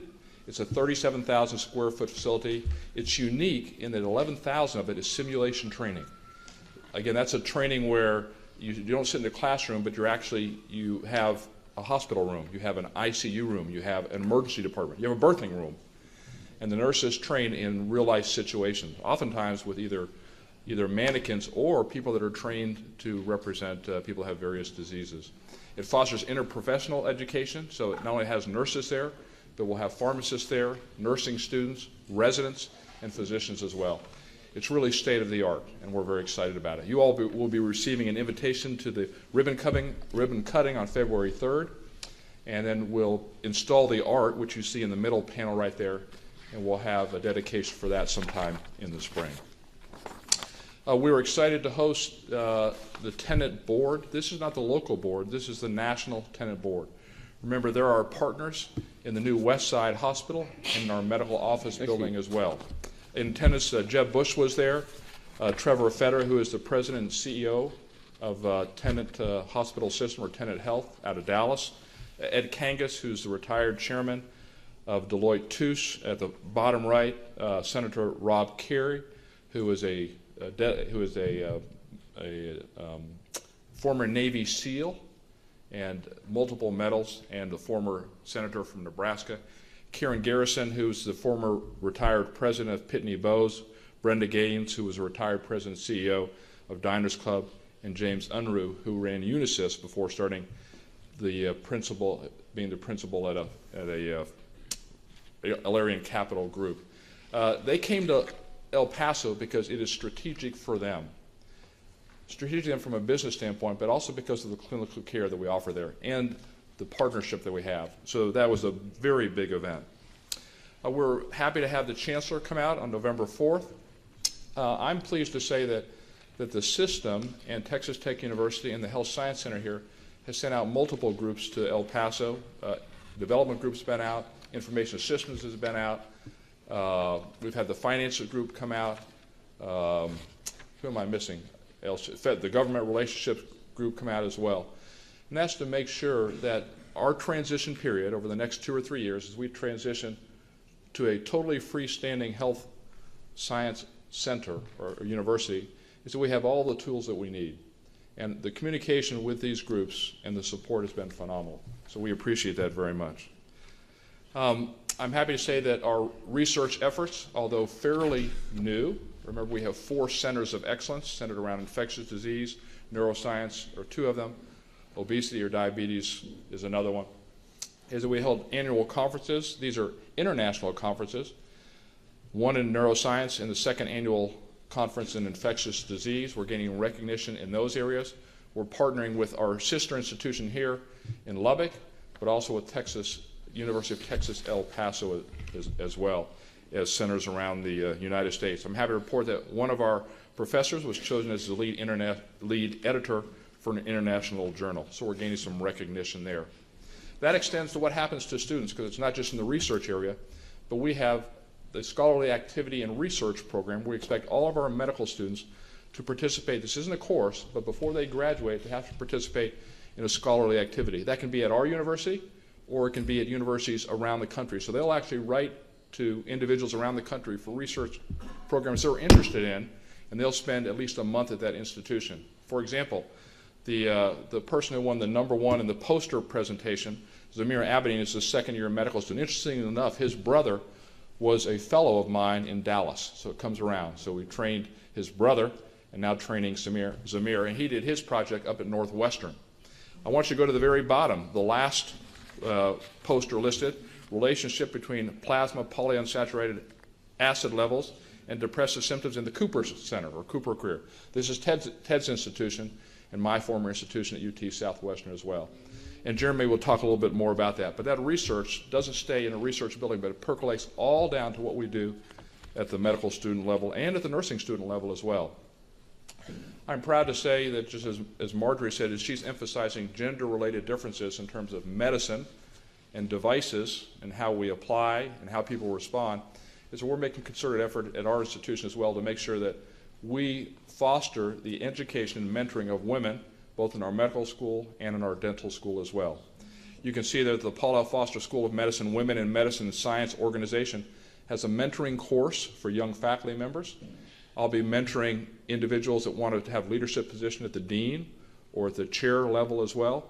And that extends even to the community, because we have our female medical students providing guidance at the local high school as well, encouraging young women, high school students, to pursue education in science and technology and math, things that aren't typically sponsored at the high school level, especially for women. And what we're telling them is, yes, you can do it.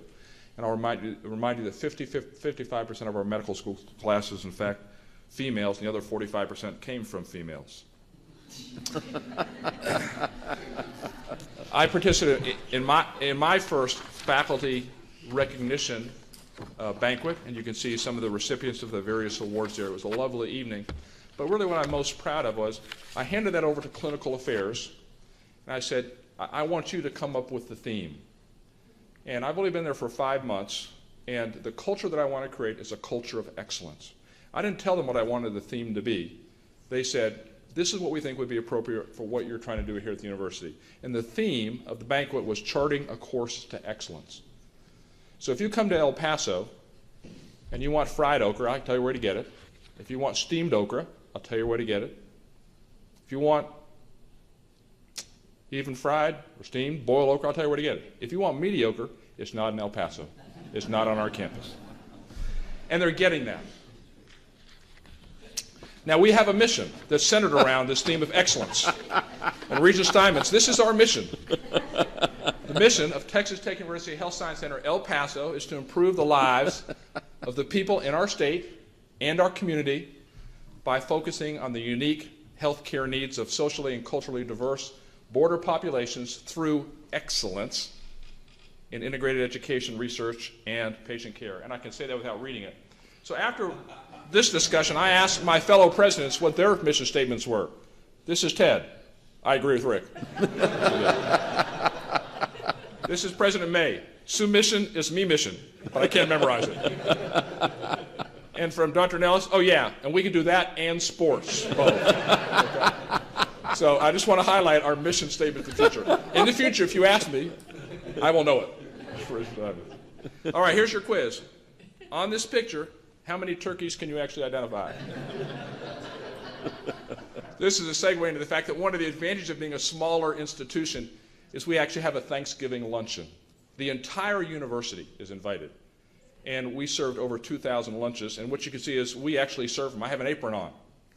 Fortunately, I didn't do the cooking. I just put the apron on. But it's a chance for us to serve our faculty and staff and students as well. And it's a big event. It's actually a time to give thanks. And I want to close my remarks by thanking the chairman for opening the session by acknowledging the fact that Rick and Ginger need our prayers and support. I'm grateful that this is a body where it's not just words, but actually means something. This has given us a time to reflect. My first comments with Rick after the untimely tragic death of his son was, I said, Rick, what can I do for you and Ginger? And he said, go home and hug your kids. What we do is important. It reminds us to stay focused. It reminds us that we interact and we change lives one person at a time. It allows us to remember to be thankful and to be focused and to remember that always keep the first things first. So let me close with that and turn it over to our student. And thank you for allowing me to address the board. Thank you, sir. Thank you. Jeremy.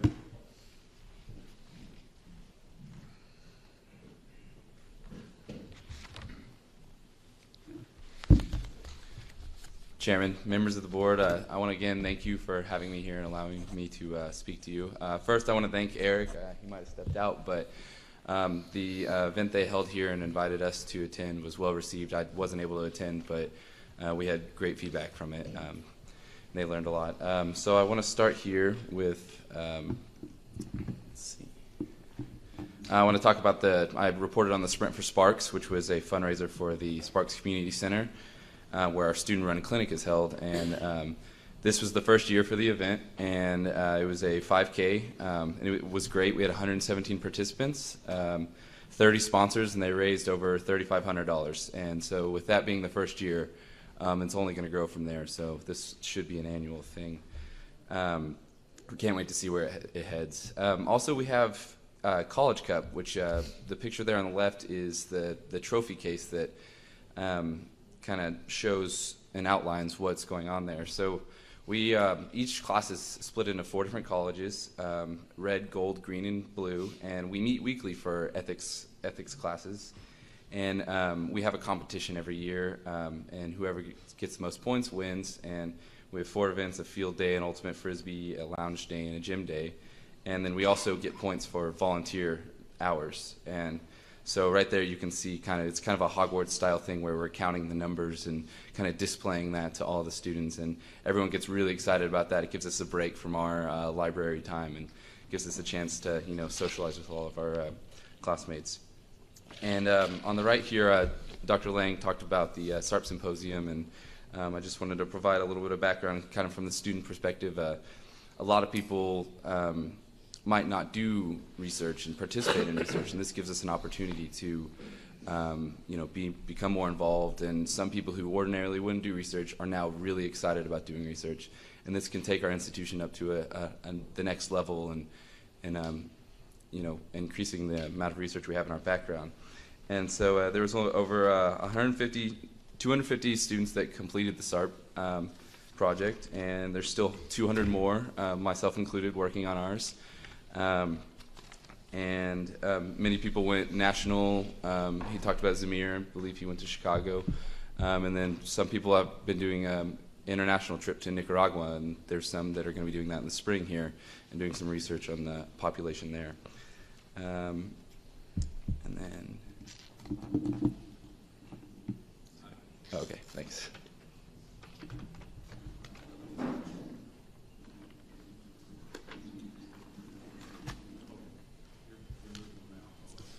Technical difficulties here. Sorry about that. Okay, so we also have something in the works. We're going to try and organize a volunteer day called Step Out, and what that is it was an idea of a fourth-year medical student, and usually the fourth years kind of take a step back and they kind of focus on interviews and then just kind of coast. But this medical student took an idea from Baylor, where he attended undergrad, and what they do is every organization, fraternities, sororities, student interest groups, they go out in the community, they organize one day where everybody goes out, and so it really mobilizes the students and gets them out in the community. And we already do a lot of volunteer, but this gets it one day where it really adds to the amount of community service we provide. And the community has given us a lot by allowing us to, have a medical school there, and we like to give back and help out wherever we can. And we're still working on the name. Step Out is Baylor's name, so of course we'll have our own name that we'll try to make soon here. Also, we have the golf tournament that I spoke about last time. We've locked in the date. It's March 28th, so put that down on your calendars if y'all are available. We're still working on the location, but we're in talks, and we think we have a good place set up. And that's going to benefit the Medical Student Run Free Clinic and the Sparks Housing Development Corporation, which is where the clinic is held. And we're still working on the signups, but this guy is chomping at the bit to get in, so possibly we'll have a big name person here. And then I'd also like to reiterate the two turkey picture here with our Thanksgiving luncheon that we had. It was great. I had to, take my lunch to class, but and eat in there. But they gave us bags and a little lanyard that we can put our ID on, and it was a really nice. The food was really good. Really enjoyed it. We also had a Christmas luncheon for all the students on Wednesday, and that went really well too. We had some great Mexican food, as you know. El Paso's pretty well known for that, and it was delicious. Okra. I haven't had any okra in El Paso. Definitely not mediocre though. So I'd also like to talk about our tacky sweater bowling party. It was a big success this year. We started it last year, and we continued it. This is just within my class of 2017, but I think we'll likely expand it a little bit to maybe include the whole school. But down by the bowling balls there, you'll see a guy with a really nasty mustache, but that's me with my homemade tacky sweater. And we had 60 people. It was free bowling. It was lots of fun. So we're getting a few chances to actually have some fun while in medical school. But it's not all fun. We're working really hard, and for a school that's fairly new, we're doing really well on our board scores. So I'm not sure if you're familiar, but we have, between our second and third year, we take something called Step 1, and it's arguably the most important test we'll take in our life. Kind of helps, gets your foot in the door for your specialties, and the more competitive specialties, the higher score you'll need.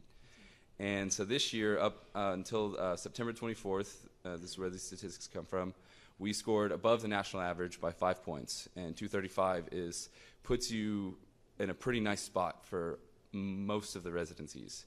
And so, of course, our students are doing really well in that. And also Step 2, which is between third and fourth year, we're still scoring above the national average. So this is great news for us in my class. I'll hunker down into my study cave here next semester because I'll be taking it next summer. So our class is looking to increase that number and increase that difference from the national average. And a lot of that has to do with our admissions process. This year we had 3,693 Texas applicants through the TMD SAS application service. And they've interviewed 437 applicants with a mean GPA of 3.8 and an MCAT of 30. And so far the offers they've accepted, they have this pre-match period where that started on, I believe, November 15th and goes through December 31st. And the mean GPA there is 3.8 and the MCAT is 31. And I'd also like to take a chance to thank Dr. Marjorie Jenkins. I, too, like her, lost my mother last December at the age of 53 to breast cancer. And so what she is doing at the Institute and what they're doing at the Institute would have helped prevent her. If she had an earlier diagnosis, it could have helped keep her around. And so what they're doing is great work, and I have to commend her and everyone else involved with the work that they do there. I'm really thankful for that, and I can be a part of the system that is producing something like that. And so in light of the holidays, we would like to provide some T-shirts from the Medical Student Free Clinic. In the sake of time, we'll hand those out once we have a recess. They're in the back there, but we'd like to offer them up to everyone on the board, and we have your shirt sizes, so we'll be sure to get those to you. So any questions? Very good. Thank you. Thank you. They're in the red. The final item of business is announcements. Ben, any announcements? Chancellor? Everyone, please be safe in your travels and have a wonderful holiday.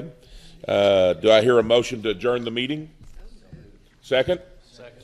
The meeting of the Board of Regents of the Texas Tech University System stands adjourned.